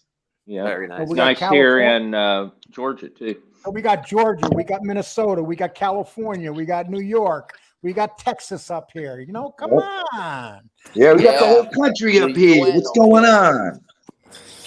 Yeah, I mean that's the good thing, and that's what we got to use these forums for, like this, these moments. It's really nice when you meet new people, like Jackie. Jackie, I haven't been ignoring you. Let me ask you something. Just on the mafia thing. Did you watch Dominic's show yesterday? No, but I do. No, but it wasn't. I don't know if it was yesterday or the day before when he said, "Who's the new Bonanno boss?" I didn't see the show, but who's going to be the new Bonanno boss? He said that was the headline, like the topic, whatever. And he said Bruno and Delicato, which is impossible. I don't know how he comes up with this stuff, this Dominic, because I don't know. I just don't. You know what? Most of these guys, they don't want it. They don't want it. Who'd want to be the head of any family anymore? Exactly. But most of these guys, they always come out like as the hero. I was telling James last night that this kid, Dominic, right? We call everybody kids, even if they're like in their 50s and 60s. If you grow up with them, same age. But anyway, he's talking about Vinny Gorgeous, right? after all he's done, then he wants to say, oh, he got beat up by a gay guy. Like, it's not enough that he got knocked out, but it's got to be a gay guy. He's got to make it more, dramatic, And I wrote a comment on the thing. I said, Dom, didn't you do enough damage to that guy? I mean, and what about his kids and his and his grandkids and his wife? Don't you have any, feelings about them? You say you love the guy, but yet you keep fucking trashing the guy left and right. And then yesterday on his live, he said he passed the prison that Vinny's in.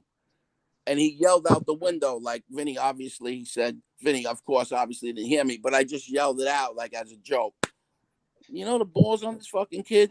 You know what I mean? I'm sorry for cursing, but did he answer you when you? Because usually he put up like emojis. I couldn't even make out what it was. Okay. No, he didn't block you though, right? No, he didn't block me. No. See, that's the thing you'll notice about a lot of these guys is when you ask them questions, they'll block you. I was telling Lee one more thing I want to say, and it's not because I'm just getting on Dom, but I was telling James last night because we were talking about Dom, and like I feel like he was already had his foot in the door with being an informant before he actually did it, And there's the picture. I don't know if you must have seen it, where there's him, Vinny, and another guy. Vinny's got his back to the camera, and Dominic is looking directly into the camera, like he knew they were there, right? And when I seen that picture, I said he's fucking, he ratted before, he's been a rat, not like Greg Scarpa, because that's a whole insane thing, but like I think he was ratting before he even flipped, You know what you should do? You should email him and ask him these things. I did. I asked him. No, did you send him an email? But he didn't answer that. Yeah, you should send him an email and ask him these things. Mm-hmm. I have a feeling he will answer you. Yeah. Because that's when me and him were going at it, that was one of the issues I had, and unfortunately, we let the entertainment get in the way of what we should be doing sometimes.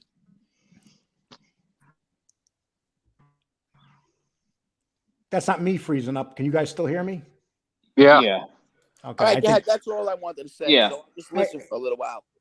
No problem, Jackie. And I'll give you a call probably tonight. Okay.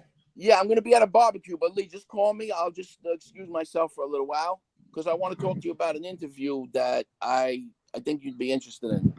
Oh, I appreciate that. The good thing is now that we're doing good stuff, we have all sorts of people that actually contact us where we can interview them.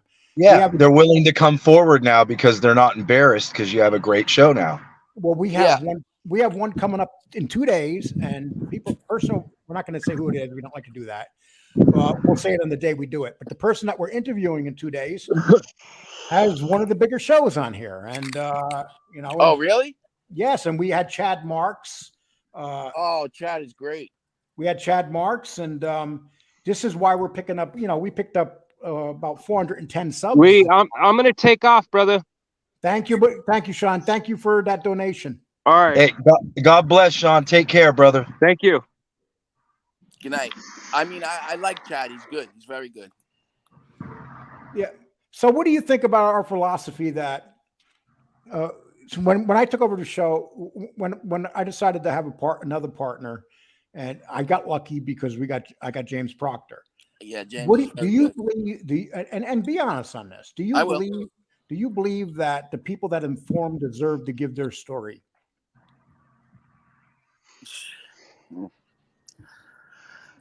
Not like this in this kind of format.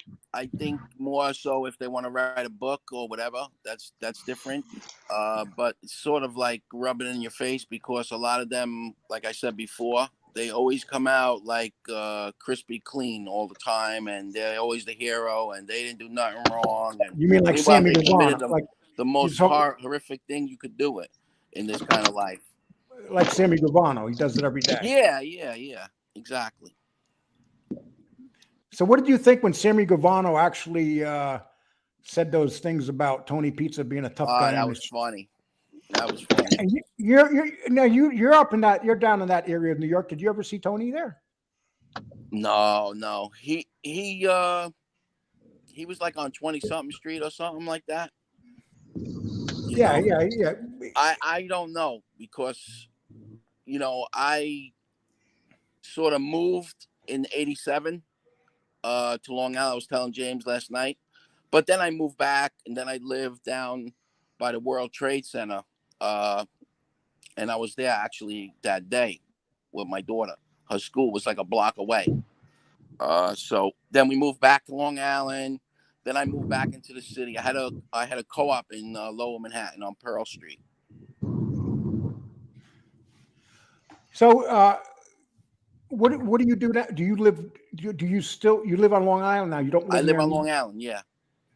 Okay, so when's the last time you've been to Mulberry? It's a lot different than it used to be. I was down there last weekend. I had to meet my sister, and then we went from there to it's totally different. And then I went from there. We went to Staten Island to my cousin's kids' communion. And that Little Italy area is like probably one block now, right? It's not even Yeah, it's 2 blocks. It's from it's Mulberry, from Broome to Canal. Then you go right into Chinatown. But those 2 blocks are all Italians. There's a few Chinese gift shops. There's a few of those on there, But once but you get out mostly of restaurants. and once you get out of there, Chinatown's like everywhere now. Mm-hmm. Because I remember in the 70s and 80s, I went to Chinatown. You go down there to get some Chinese food, but it was big, but not like it is now. From what I understand, it's just engulfed the whole area. Well, hold on, a fucking major jet's flying over. Holy shit! You hear that? As long as it's not flying, as long as it's flying, Wow. not landing. God damn, that was a supersonic jet. That was they're doing the air show over here because it's Memorial Day down by like Jones Beach. They're doing the air show, so they got these jets flying around. While I have you, I'd like to ask you another question, Jackie. Yeah, ask me whatever you want, Lee. Okay, Fabrizio got released from prison, and we talked about that on here. And my attitude is, why would a guy that just spent a quarter of a century in prison even want to go back near the family anymore? It's not like it used to be where you can go back and not be noticed. Because, Lee, it's not like he's once you go in prison, you're in that life still. I know you don't have any power out on the street and everything unless you're a boss and you could, or even a captain, you could still transfer messages through people. But he's still in the life. That's what they do. That's but he's going to do be on parole. But here's the thing: he's going to be on parole. Yeah. These guys on parole. These guys on parole. But Jackie, these guys on parole, they're not going to do what they used to do. Because no, I mean, you got to look at a boss of a family. He's getting indicted, right? Or he got indicted. Mikey knows, right? The minute you talk to somebody, a perfect example. The perfect example is look what Convict Inc. did to himself. Yeah, I feel bad for Rob. And if you're gonna do that, I did feel bad for Rob, but I know. It's hard to feel bad. He was screaming you out, and he was like, he was reaching out. He was desperate. Here's my problem with people in Rob's situation. Let me see. Okay, I had to mute that. Okay, the problem is I have a big thing about people getting drunk and being on drugs, driving cars around and killing people. I know. That's where I start losing my pity, because all it takes is one woman with 2 children to have her whole life wiped out because one guy's being selfish and wants to get high and drink. Mm-hmm. And that bothers me because you see it happen every day. Yeah, it's very, very dangerous. It's a weapon. The car is a lethal weapon. When you put somebody behind the wheel that is, drunk or high, even with weed, I mean, I know weed, it's legal and everything, but, I mean, you could smoke weed. You don't know what the fuck you're smoking these days. I don't know. I don't smoke weed, so I don't really know. But you could be stoned and get into an accident just the same way, I like to answer one thing. Frank C. Hey, Lee, it's Frank. Can you at least acknowledge that I was not fake with Danny Trio, that those things happened? Frank, I really don't want to acknowledge nothing. You did a lot of nasty shit behind my back, so don't come running to me asking me to you know, you do what you got to do, brother. No hard Who you feelings. talking to, Lee? Somebody that used to be associated with Danny Trio. Okay. Yeah, you know, and you know, it's like I took a big enough hit on that. I ain't gonna talk about that crap no more. Yeah, let it go, man. Yeah, it's like, yeah, shit. Okay. Good, You know, good. the point was proven. He was fake. End of story. Okay, let's Mhm. see. Jeff says Fabrizio was close to TG back in the day. I wonder where he will slot in the Brooklyn Crew. I don't think he's going to slot anywhere, Jeff. I really don't. Nah, Lee, he's already slotted. If he's not going away from it, he's already slotted. Yeah, but I just don't think that He's not going to be a hands-on guy right now until he'll get a little comfortable, most likely, and then he'll take a little risk here and there. But he's They on all do it. parole. What? He's on parole. It's not. Yeah, doesn't see, matter to them. See, Jackie, you're thinking like the old timers. No, but Lee, it don't matter. It doesn't matter. They still do it. Yeah, I agree with you. They still do it. I just don't think they do it as much. Look what happened. Yeah, no, I mean, I hope he look does what it happened to for his sake. Look what happened to Persico, the guy that just Tommy, is it? What's his name? Teddy. Huh? Teddy. I'm sorry, Teddy Persico. Teddy Look, Persico, yeah. yeah, I mean, these guys, they come out, they mess around, and now look how, you know, we were just talking about the Bonanno guy. Yeah, Mike, you know. Yeah, it's like yeah. you mess around, you're back in prison just like that. Mm-hmm. It's like, you know, you can't, like in the old days, you know, back in the, say, the 80s, the Department of Probation was so overflowed. They didn't care about anybody. I remember I was on probation in the 80s and I didn't go in for 6 years. I never got in trouble. Thank God. If I was on probation now and did that, oh my God. They would come to, I remember I missed a court appointment in California about 10 years ago. And in 2 days, they came to my door to arrest me. Holy shit. It's not the level of probation and parole now is much different than when it was back in the 80s. Strict, right? It's back in the, everybody was getting paid off, and you know, these probation officers. I don't know if you remember when they wiped out half the probation department got fired back in the 80s for not doing their job. No, I don't remember it, to be honest with you. Yeah, but I can see that happening now. Forget about it. Now everybody. I just think we live in a different world.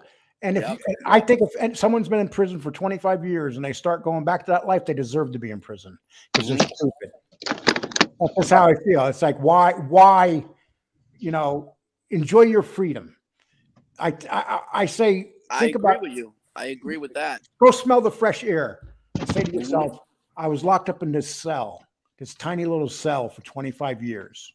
And I had some, and I had some 5'2" CO treating me like garbage. Yeah, I know. But you know what? You might be right, but I just don't see it because I think these guys were in a whole different new era now. That's just how I feel. Yeah, it's definitely risky because you're definitely being watched. If you're and you don't even have to be watched that day. All they got to do is have someone catch you on camera. That's it.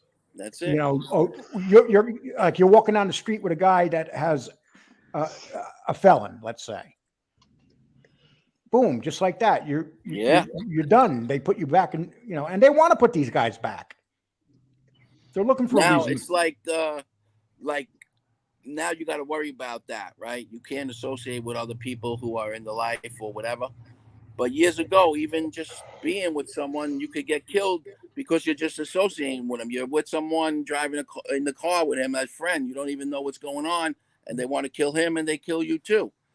And you know what's even, yeah, and you're right. And you know what's even scarier is the fact that you'll have people. You could be with somebody that's on that has a felony, and you don't even know. Right. So you could say you're a friend, and say you're on probation, and you meet somebody in a diner. Or say you fall in love with some chick, and you don't realize that she's on that she's a felon. I know, but how do you go? How do you get around that? What do you question everybody you meet and say, "Oh, you have any felonies?" Unfortunately, you have. Like it's a job interview. Hey, listen. I remember when I was on probation one time, they came to my house. Renee. Yeah. You're kind of noisy, like a lot of wind blowing. Okay. Hey, I'm gonna let you go. I'm in the car right now, and I Okay. got bad reception. But you guys have a great day. Hey, you too, Renee. Thank Okay, you for Renee, coming on. take care of God yourself, bless bro. everybody. You guys all take care. I'll talk to you in a too, bit. bro. All right, buddy. Okay, yeah. So, yeah, I had probation show up at my door one day, and I had a roommate, and they came in and seen a bottle of wine, his wine, on the counter. Mm-hmm. And then they started giving me the fifth on it. They took pictures of it, and they investigated it. And I don't drink. Yeah, but But Lee, when you're on probation or parole, you can't even drink. not if that's part of your parole. Oh, okay. And nowadays they usually make it part of people's parole automatically. Wow, You that don't have to- sucks, man. Holy shit. They want to get you back in prison so bad. They want to put you back Horrible. in jail. I They know. really do. I mean, it's a big business now. It's an industry. Yeah, definitely. They want to get you back in the joint, and they can get some more money for getting you back in there.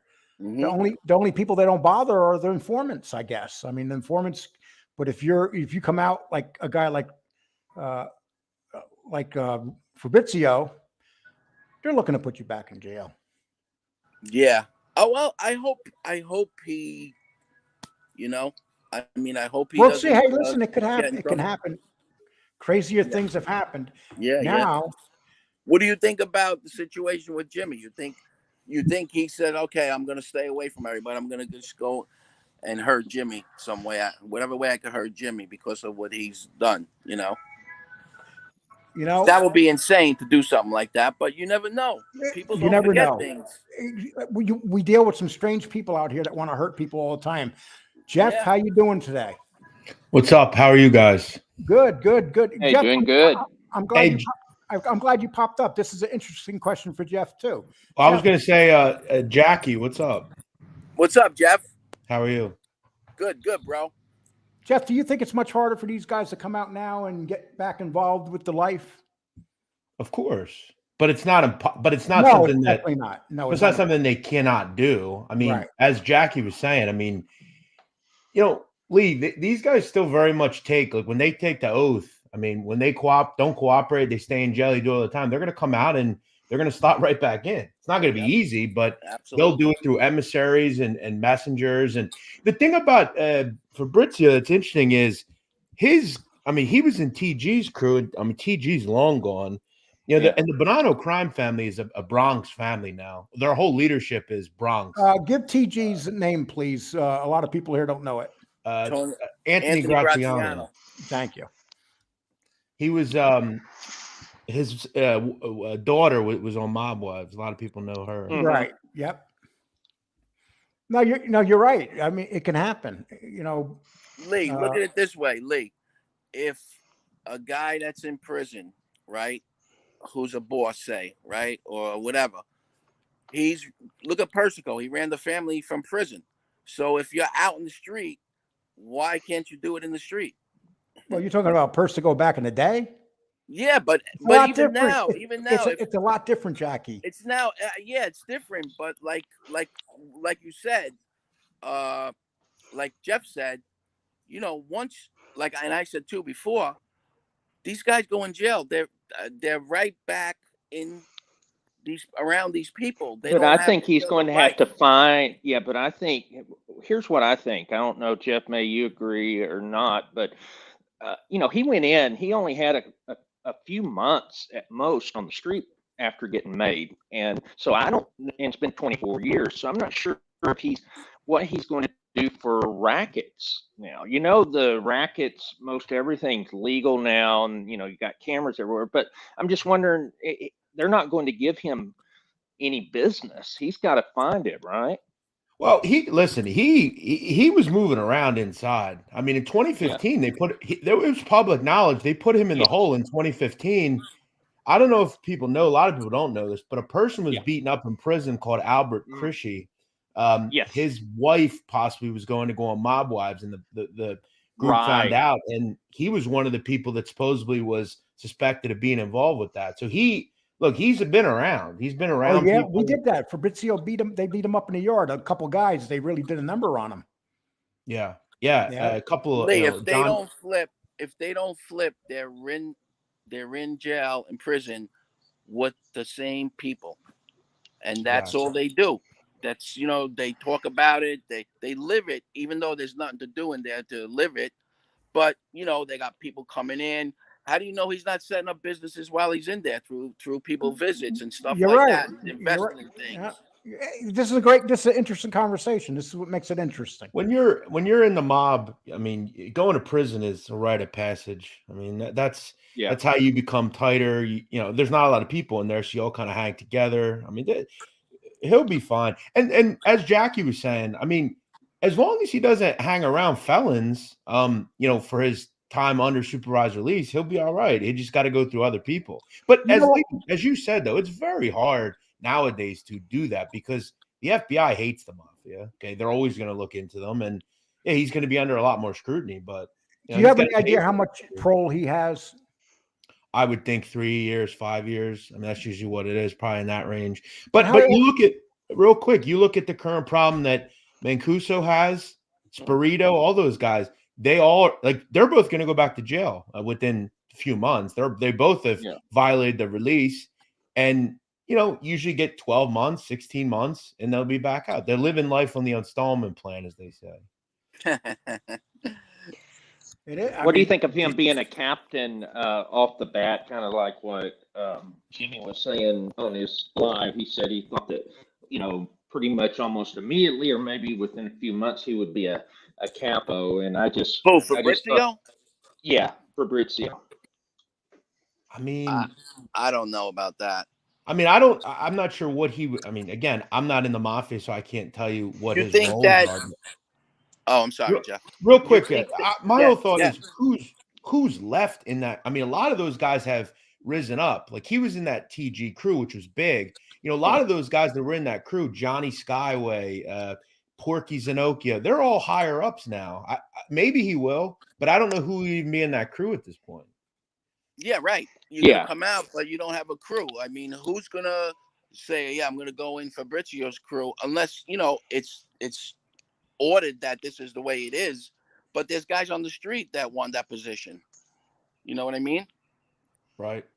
Why would it be fair for them to give a captain position to him just coming home while someone on the street who's busting their ass on the street should get it?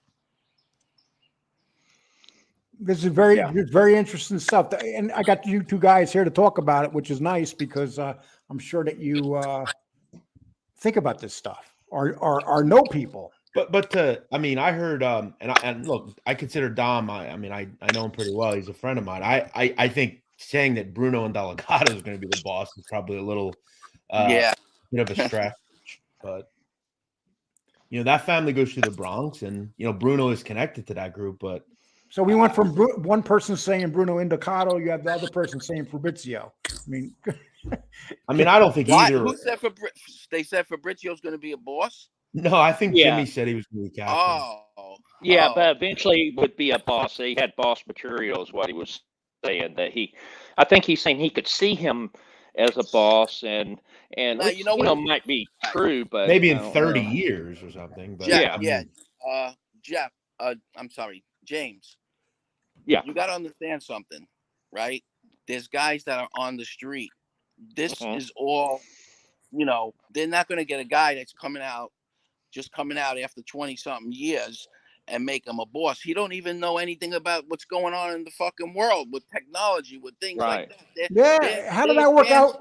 How did that work out for Billy Batts when he wanted to come out and to take over stuff? Shine box. And that didn't work out for Billy Batts too good. But again, that family is totally shifted its power base. They're not. I mean, they had people in Brooklyn, but there again, every person on the hierarchy are Bronx. Burrito, Mancuso, Aiello. They're all Bronx guys. They're all Vinny Basciano driven back in the day. Do you think the Bonanos are stronger in the Bronx than in Brooklyn? Oh, for sure. That's where the whole hierarchy is. Now, again, you look at the guys in the Bronx that are power, like Vinny TV. He's been around forever. Johnny Skyway, like they've been around for a while. They got a couple of guys, Staten Island, Queens, but they at one point were Queens with Joey Messino and that group, but all these Mancuso groups, I mean, they're way up. So, hey Jeff, Yeah. what did you think of that? What did you think of that basketball game? Oh, it last was night? fucking unbelievable. Woof. I mean, it Sorry. was. I am not a basketball fan in the last few years, but the only thing I hate about basketball now is if you look at a guy, you get a foul. Yeah, that was the flow of the game was really bad in the end. Like in the second half, it was foul every. Yeah, I don't know 6 what happened seconds. with Boston. They just I don't understand how they made Miami come back like that. Well, They had that game in control. I lived in Miami. I didn't like Miami fans. I don't like the teams down there. And when those people were all cheering, there was 3 seconds left. I was saying to myself, please, Boston, please get this shot in, please. I don't know if you noticed, though, if you rewatch the game, they added 9/10 of a second. Yep. On the They clock, did. right? It was 2 For no points. reason. 2.1 2.3, and then it went to second. 3 Yeah. seconds.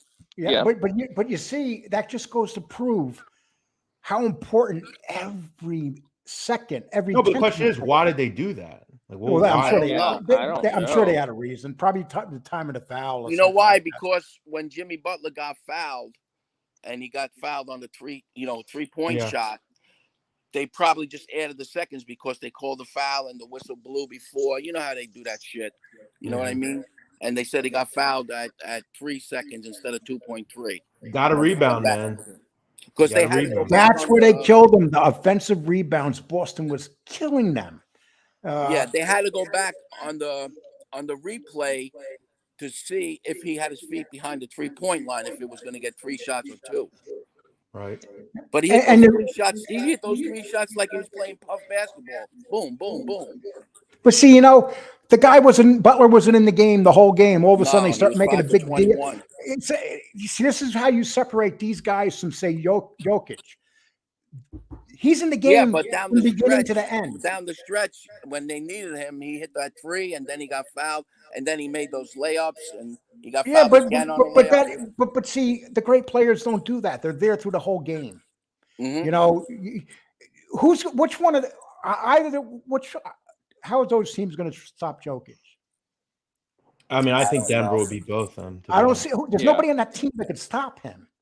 I can't see Denver losing either. I mean, because if you go in and you try to cover him, he passes the ball. He's a freak of nature, a 7-footer that can pass. I mean, how often do you see that? The guy's just a freak. People don't realize he gets a triple-double every night. Yeah, he's got 13. No, he's got more than 13. He's got like 16 or something like that. Jeff, you would know. I mean, he's In the playoffs. Yeah, he's got probably around 10-ish, higher than 10. No, for he's sure. got more. He had 13 when they won the first game against the Lakers. That's what Mike Malone said. I watched the interview last night. Yeah, I think I don't think either team would beat the Nuggets, but just my opinion. And it's not just one guy. The Nuggets got a good team. They're like on the bet. They're just their whole team. They're That kid rested, Jamal too. Murray is the truth. Yeah. That really Jamal is. Murray makes him that much better because if you double team Jokic, you got to deal with him being single covered. I mean, And they he were came back triple from a cover. They were devastating triple injury, too. covering Jokic. They had 3 men on him. Mhm. It's like everybody was like, "Oh, he don't deserve the MVP and all that stuff." It's just like you don't get it. He's a 3-way player. He's not one-dimensional. He just does That's everything. because, you know why, Lee? They gave him the MVP 2 years in a row. They didn't want to see him have it again. And Embiid did have a good season, but And where's he now? Well, where's he now? Where's he now? Jokic is a better all-around player. Embiid is great. You can't take it away from him. No. But if I'm starting a team, I know who I want at my center. Hey, Lee. Oh, yeah. Yes. Yo, Lee, let me I'm gonna answer Joe Root's question. Do I think Jimmy Butler is Jordan's son?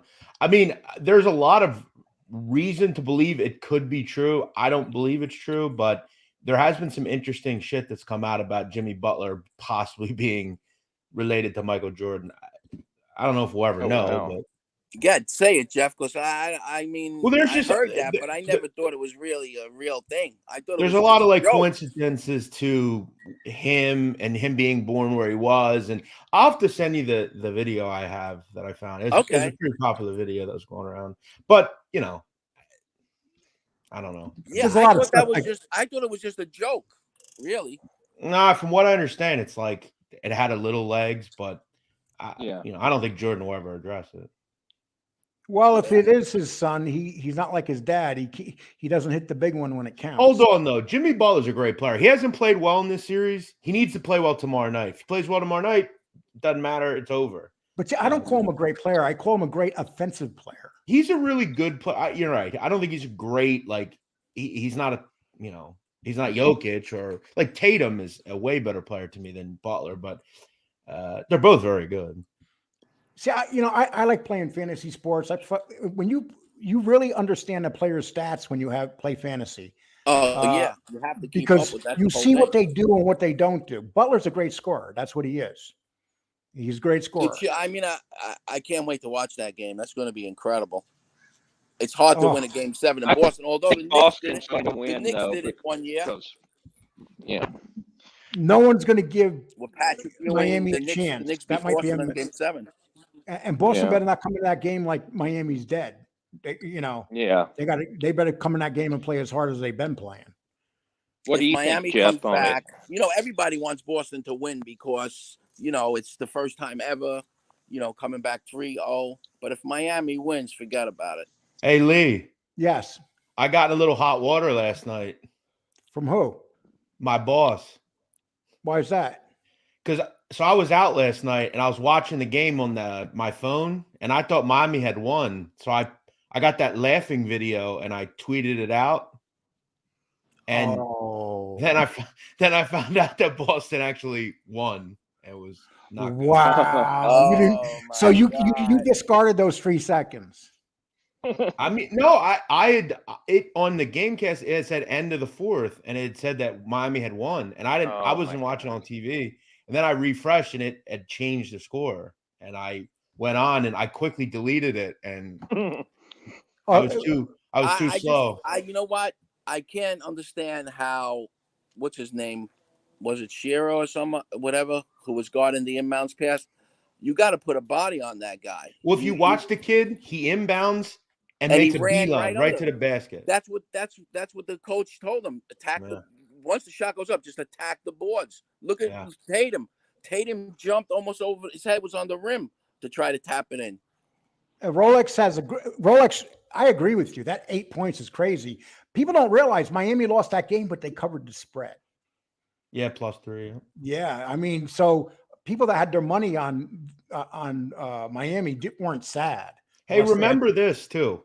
No team ever has come back from 3-0 down. Yeah, exactly. Ever. Yeah, but here's the thing that people don't realize, though. No team has ever come back that wasn't the home team. See, home teams have never been in that position before. You mean who has the home game 7 series? Yeah, game 7 is home in Boston. Those teams that almost came back, they never had the home game. They were teams. They were visiting teams. I'll be honest. As a gambler, eight's high. I mean, I think it's down to 7.5, 7 at this point. That's in a game 7, in a game that the under has gotten the under's been bet heavily already. It's probably going to be a close game. 8's a lot of points. Was it under or over? So 8 under or over Boston, game 7, then, but right? The 2 games that Boston won in Boston, they won big. The under was 208. It's down to 203. What did it get covered yesterday? The over? What was the final score? I think it was 104, 103, right? 104, 103. It's 207. Yeah, it went what was the total? I think it was 2. I think it might have been right around. Let me look. I forget. You know, it's funny. Back in the 80s and 90s, you would never hear of a 200 under over ever. Because they played defense back then. Oh yeah. Yeah, it was 208.5 last night. So it went under. So if someone bet the under if someone bet the under yesterday and took Miami, they're sitting pretty today. Yeah. Prior on $100, they're probably up like 600. Nice parlay. And a lot of people are going to bet Miami because of that spread and because they can make some extra money off of it. What about guys that have Miami to win game and all with a money line and they thought they're in, 3 seconds left and they get fucking with a tenth of a second when he threw that ball in? I remember remember the Boston Red Sox down 3-0 against the Yankees? Against the Yankees. And they Yeah, kept of coming course. back Who's gonna against forget that? Mariano Rivera. Well, that's what they're all talking about. I was doing something the other day. One of my coworkers said, he thought about that right away. The Boston Yankees. What was that? 2003. Yeah, and then you had the 3 or Islanders came 4, back. yeah. Then the Islanders were down 3-0 and came back. I mean, it happens. I was telling Jeff last night, not Jeff, James last night, that when they were down 3-0, they interviewed Stephen King because he's a big Boston fan. He lives in Boston, and he said the series is not over. And then Boston comes. I'm like, this guy's out of his mind. I mean, I got someone that could vouch to me. I told somebody a couple days ago that I thought Boston was going to win the series. I think it was you, Jeff.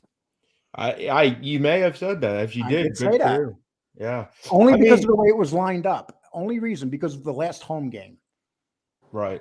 That's a big game. That's going to be huge. I mean, we saw that in that Sixers series, how important being at home is. And that Miami fans, they're typical Miami fans because Miami, you get them once they're losing, they were out of the game. They didn't come. Them fans didn't get busy until the Miami got back in it. There's places you go, like if you go to Denver or something, those people are never out of the game. No, it's just a different type. But you look at Miami. I mean, there's a whole lot more shit to do than go to. Yeah, look at the area, right? South Beach, And look, if you got 2 baseball teams there that can get 2,000 people if they're lucky. Did you see that woman on the side that was sitting on court side? She was there every game when Miami played home, and she had a different crazy outfit on. She had these big red boots last night. I don't know if you noticed it. I haven't. Oh my God, she was. You know what I like weirdo. about I like when you see famous people who are fans of certain teams on the sideline. Like you got like with the Knicks, everybody knows the you Lakers, got the Knicks. Yeah, they got but Jack Nicholson, who has not even been around, actually came out. Back, and everybody was saying he was dead. That's what I was thinking about. Yeah, it was Jack Nicholson. And Larry David was there too. Yeah. Well, that's the great thing about sports.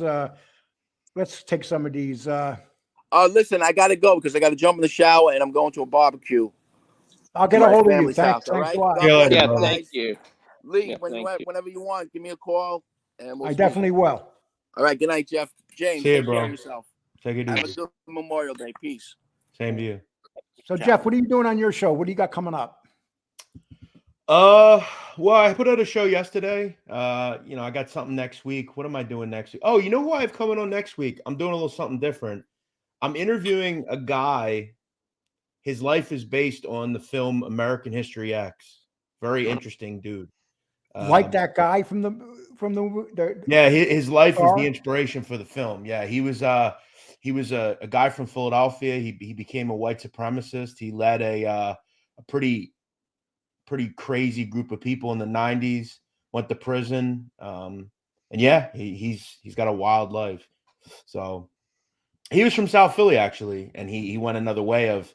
Instead of becoming a gangster, he became an organized crime guy in another level. So, but yeah, I got I'm going to do some gangster shows next week. I don't usually pick who I'm going to do until like a day before. So we'll see.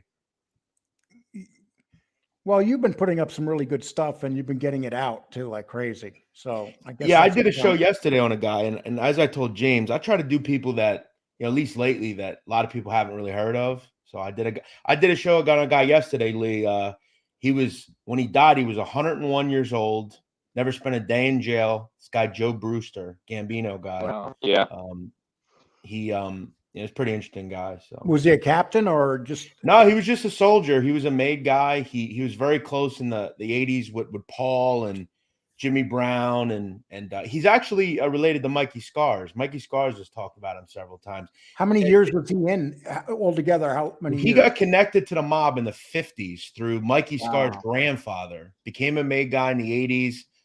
He was connected criminality for like 50 years. And interestingly enough, Lee, a lot of people don't know about him because he changed his name in the 80s, his last name, because his son was connected to Greg Scarpa, and the kid was getting into a lot of bad shit.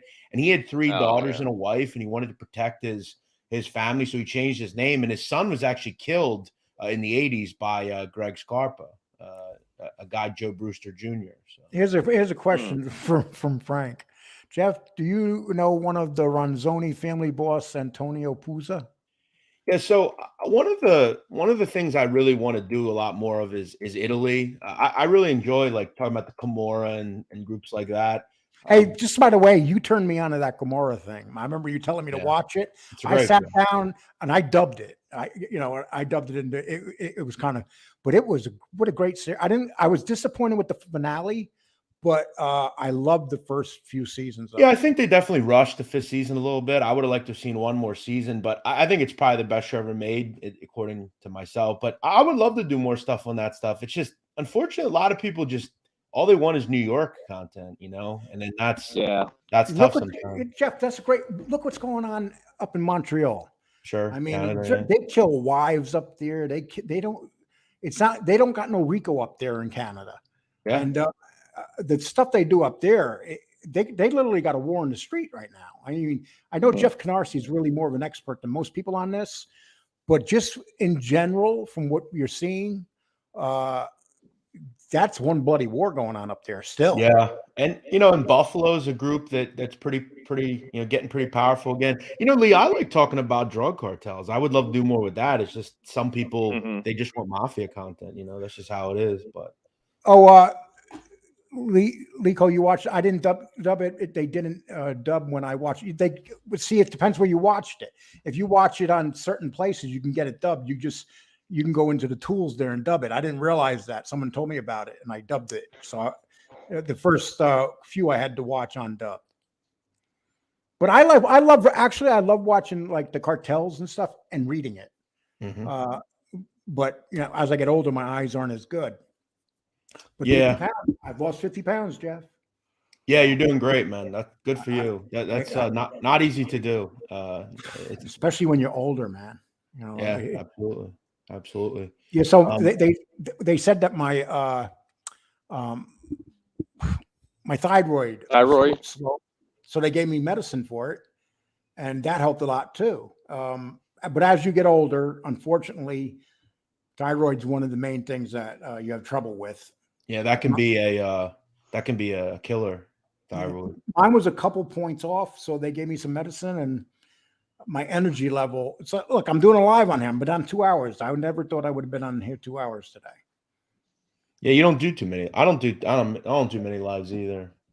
Well, it's a Memorial Day. I wanted to. Did you see the pictures I put up with my daughter? Yeah, I actually I said something in your chat. That's the guy. Bless her. That's pretty cool. I didn't actually know a lot of that about you. She got. But what made it amazing is she would get these pages together and get the money back to the troops. And what they would do is people don't realize a $10 bill in Vietnam is like $100 bill. Mm-hmm. And they would go out and buy these. And when you bring the kids these little thongs that if you bought them here in this country, they cost $3. If you give that to the little kids there that walk around barefoot, it's like giving them a brand new pair of Nikes. Yeah, I don't think people realize how, I know people, they don't like talking about America. They don't like America sometimes, but until they're not here. I think a lot of people should kiss the ground they walk on, that they are able to say what they want to say most of the time, do what they want to do, because 80% of the world, you have to worry about being shot to death everywhere you go. You can't say what you want to say. It's and James and I were talking about this last night because James has spent a lot of time down in South America. Yep. And if you see South America, you come up here, it's like, you can see why those people are streaming to go over the border. I mean, is what it comes down to. Yeah, that's why, again, I think everyone should do things properly and legally, but I also don't think that people put themselves in the positions of some of them people. They're just. I don't think people quite understand living in those places what it's like. I mean, it's Lee, you look at where you live. If you lived, let's say, several hundred miles south, okay, you would be given a choice, right? You either join this group or you join another group. And if you don't, we'll kill you. It's pretty simple. We don't realize how lucky we are. And see, Texas is like a country. I live at the top of Texas. Yeah. But if I was to go down toward Houston and beyond, I would see a different world than I see up here in Amarillo. Different world. Yeah. It's just that simple. For sure. That's why I love where I live. Okay, well, I'm going to close this down. Jeff, I appreciate you showing up today. Thanks a lot. That did a lot for the show. Hey, Mike DeBella, thank you for the donation. Really appreciate it. Mike DeBella, that's my guy right there. He's a good guy. Well, I get donations. I've been getting donations from people I would never get donations from. But so, Mike DeBella, thank you. And Lee, you owe me. I got Mike in here. Well, actually, Mike and I, when I was buddies with, I don't know if you can call it buddies, with what's his face, Danny Trio. Mike got mad at me because I put up a picture. I probably shouldn't have. Mike, I want to apologize for that, by the way. But you do have a beautiful wife, Mike. I didn't mean to do it on purpose. I was basically putting it up saying you got a beautiful wife. Hey, Lee, I'll tell you something about Mike DeBella. Okay, Mike DeBella lives a life, man. He don't. Well, he invited me and you out to. Yeah, I'm going out to see him, man, in July. Hey, listen, I'll take him up on that. That sounds like fun. Yeah, he's Mike's got some good things going on in his life, man. Hey, me and you can be like on the floor of a casino and shoot together. Could you imagine that? Oh my God. That's like when Rob Rosso was here in Texas. He says, Lee, I'll come over and do a show with you. And I was like, no, you ain't. Not that high. You ain't coming near my house looking like that. Hey, read the Ghostess comment, Lee. What does it say? I'm sorry. I can't. Has anyone covered the wise guy Benny Blanco from the Bronx? Do you know who that is? Yes, of course. What a great show. That was a great. And Carlito's Way. And in the end, Vinny Blanco outsmarted them all, didn't he? Yeah, he goes, "Hey, remember me?" Yeah. Yeah. I mean, that's a great movie. It doesn't get a lot of love. That's a great movie. Sean Penn was phenomenal in that. Oh yeah, David Kleinfeld. Yeah. Sure. I mean, Sean Penn made you hate that character. Oh yeah, he was a scammy, schemy lawyer for sure. And that's one thing about Sean Penn, as weird as he is, you can go from one character. I remember when Sean Penn really became big, it was in The Falcon and the Snowman, and before that it was Bad Boys. And he's always been playing those great, weird characters. Well, a lot of people think he believed that he was involved with, once they got El Chapo for the final time, a lot of people believed he was integral because he was he actually interviewed Chapo. They went to like a mountain range, like home. And yeah, well, they had it on, for some reason, I think the feds, didn't they have his cell phone triangulated or something? There was something weird about it, El Chapo's been whining a lot in prison recently. He's writing letters, whining, complaining. Oh, about how his conditions. He also recently sent a letter to his sons telling them that they need to stick together and also his son's still involved, right? He's kind of running stuff. Right? Oh, he's got 3 sons. They're all involved. Yeah. 4 actually. Yeah. One's in jail, but the other 3 are running.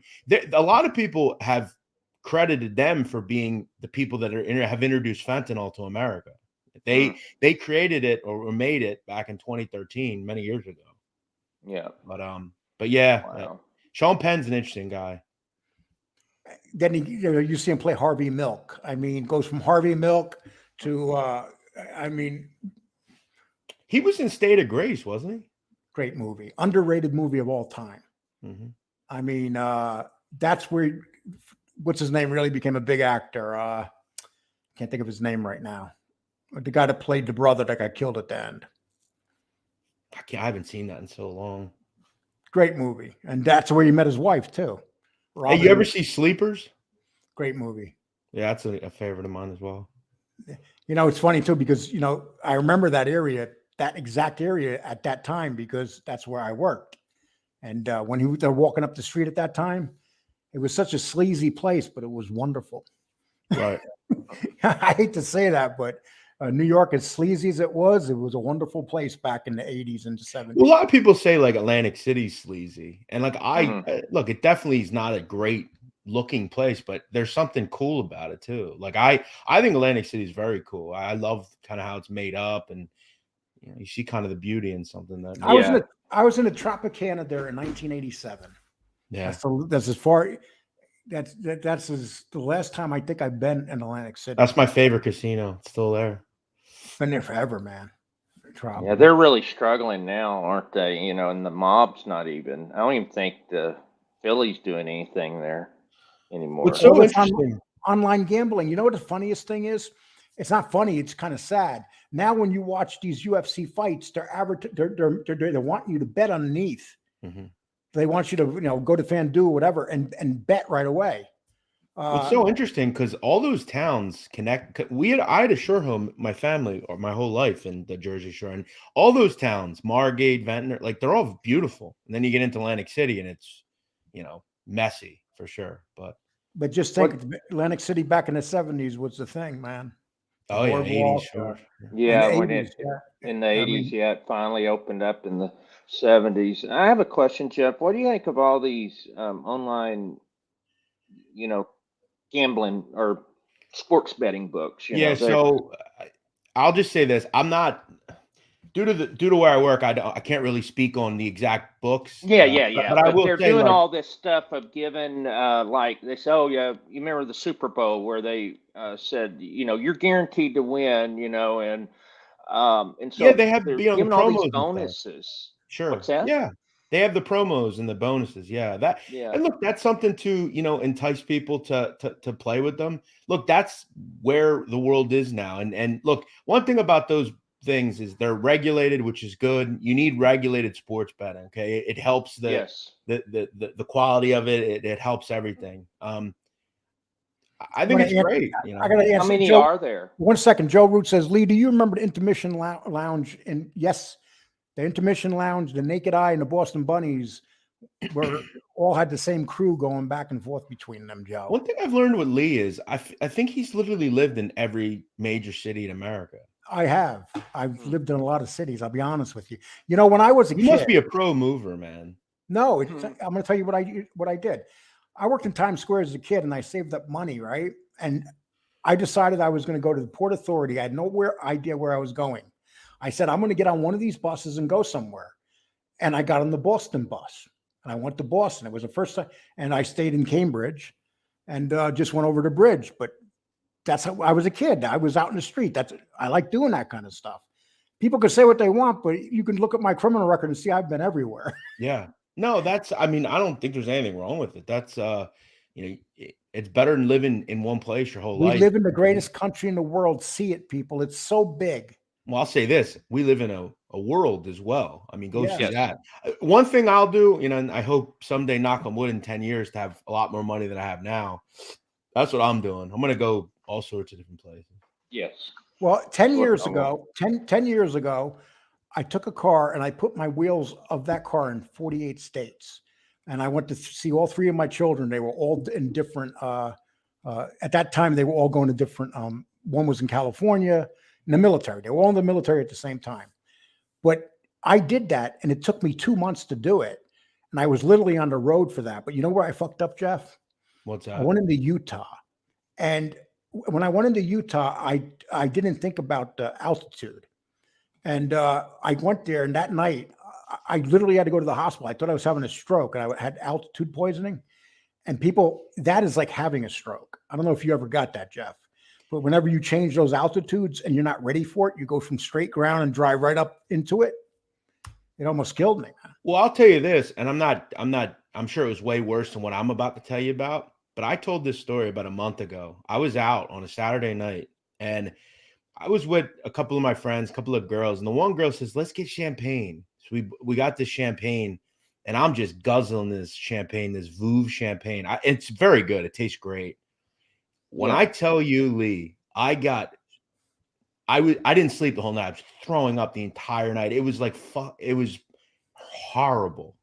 I'm telling you, I'll never drink champagne again. There's a different. Have you ever had James? Have you ever gotten hungover off champagne? Oh, it's horrible because of all It's horrific. what do you call it? I forget what they call it, but basically there's things in it that really just fucks you up because of I don't know if it's the sugar bubbles. and just and stuff. Man, I'm going to answer this, guys. Lee's a carny. No, I actually was never a carny. I had my best friend in life. Paul. His name is Paul. He actually was a carny for 30 years. That guy's been everywhere in this country. And to have that life as a carny is not an easy life. You know who's a carny? Who's that? That fraud Raymundi. He's a yeah, but actual, I don't know. I don't think he traveled. No, well, carnies no, that he didn't travel, but like he was like at carnivals, like regular. I'm talking about guys that literally travel all over the country with carnivals. Yeah, that would be a rough life. But let me tell you a story about my friend Paul. So Paul actually settled down with this woman in Michigan, and then he divorced the woman, and the woman married somebody else. And so what happens after she married somebody else, that guy beat Paul's son. So Paul went to his house, he opened the door, and he shot him in the face for hitting his son. And Paul they wind up giving him manslaughter, some crap like that. He wound up doing 10 years for that because the guy lived, but he blew the guy's ear off when he shot him in the face. And and Paul's a little guy. You would never think that, but he literally went to the door and shot him in the face. So just like that. Yeah, that lifestyle is just crazy, though. I mean, I always hear you about got to sleep on the floor, no showers. You got to sleep on the tents. And he was telling me how when those carnies put people in rides, they would shake the rides and make them go fast on purpose. And then when they got off the rides, wallets would fall out. And the carnies would always go check every ride, and they would get all sorts of shit off people. Well, I did a video. They do is just nuts. Yeah, I did a video a couple of weeks ago on this guy, Little Angelo Spada. He was pretty big with the Colombo family with the festivals in New York City. Ones in Brooklyn, places like that. And those carnivals and festivals and stuff, I mean, they're big money if you can kind of find ways to shake people down. And like he was getting people to pay. Every stand was paying him $2,500 just to put a stand there. And then he was taking a cut of all the money. And well, back up until the 80s, the people in the carnival, a lot of them were wanted felons. Yeah. They would go travel with the carnies, and the police didn't bother them because when these carnies got to town, they would go they would know from the year before, they would know the police department, pay them off not to raid the carnival and take half their workers away. Well, I remember in season 1 of Sons of Anarchy, Jax and the club beat up that, I guess there was a carnival in town, and there was a storyline where they had to you remember that, Lee? Did you see Sons of Anarchy? Oh, I loved it. Yeah. Those carnies are weird dudes, man. I mean, and if you mess with one of them, you get all 10 of them. Say there's 10 of them. They will all beat your ass. I mean, you go after one. But you know the funny thing, though, is when you go there, if you're looking for somebody, they'll cover for anybody. They won't give anybody up. Half those people are hiding, They're like the mob. They are like a mob. And they will beat your ass if you go into carny and start anything. Yep. And next thing you know, and you got like wanted felons beating the shit out of you. It's not like you have a bunch of nerds beating you up. Okay, Jeff, thanks for the extra 15 minutes, brother. Yeah, no problem. Lee, what do you got going on the rest of the day? Well, we have a big interview coming up in 2 days. Yeah, who is it? Put it in the private chat. Okay. I'll text it to you on your phone. Yeah, I won't say anything. Okay, yeah. Hey, by the way, Lee, real quick before I go, I put this shirt out the other day. I'm going to the home of a very prominent actor very soon. You're going to want to see this one. It's a good one. You're going to Tony forward to it. I was asked by him to come to his home to interview him. I'm not going to say who it was. You're not talking about Tony Pizza, are you? He's an actor? What do you think?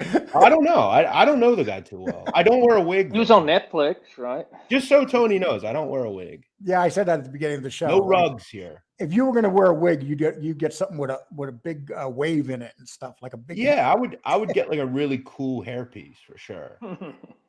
Well, Jeff, we could talk all day. I got to get you out of here, brother. See you later. Hey, thank you for joining, Jeff. Appreciate it as always. See you guys. Bye. All right, take care. You see that? The show turned out real good. We got some interesting people up here. So I'm kind of glad we came on today, and I even made a little bit of money for it. Yep. But James, anything you'd like to say to people before we close this down?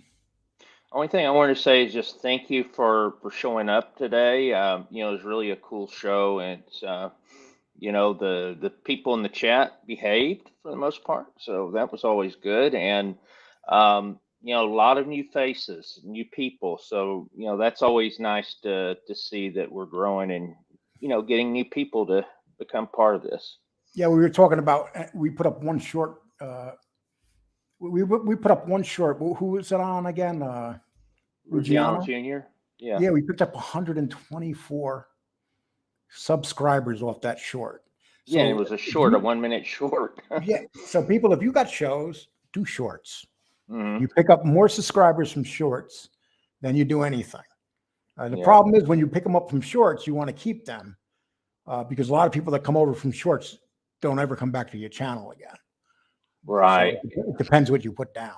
Oh, If yeah. And they like yeah. mob stuff, they're gonna watch. Yeah, I was going to mention we are going to be rolling out more on the TikTok channel. And so, you know, Jeff Nadeau, I think he had within a couple of months got like 80,000. Well, he's putting up people. He's putting up videos getting 50,000 a pop. Yeah, it's just crazy with TikTok. But yeah, we're going to commit to. I'm going to use that kind of to put like whatever on there, but 3 times a week. And I believe that you're going to get shorts at least 4 times a week on this channel. Yes, yeah. We just put Yeah. them up, and thank Yeah. you, everybody. Thank you for the new people, and thank you for everything you've done for our show. And Yeah, thanks for the donations. It was really kind of the what you brought to the show. Thank you, everyone. And everybody, take care. Thank you very much. Take care.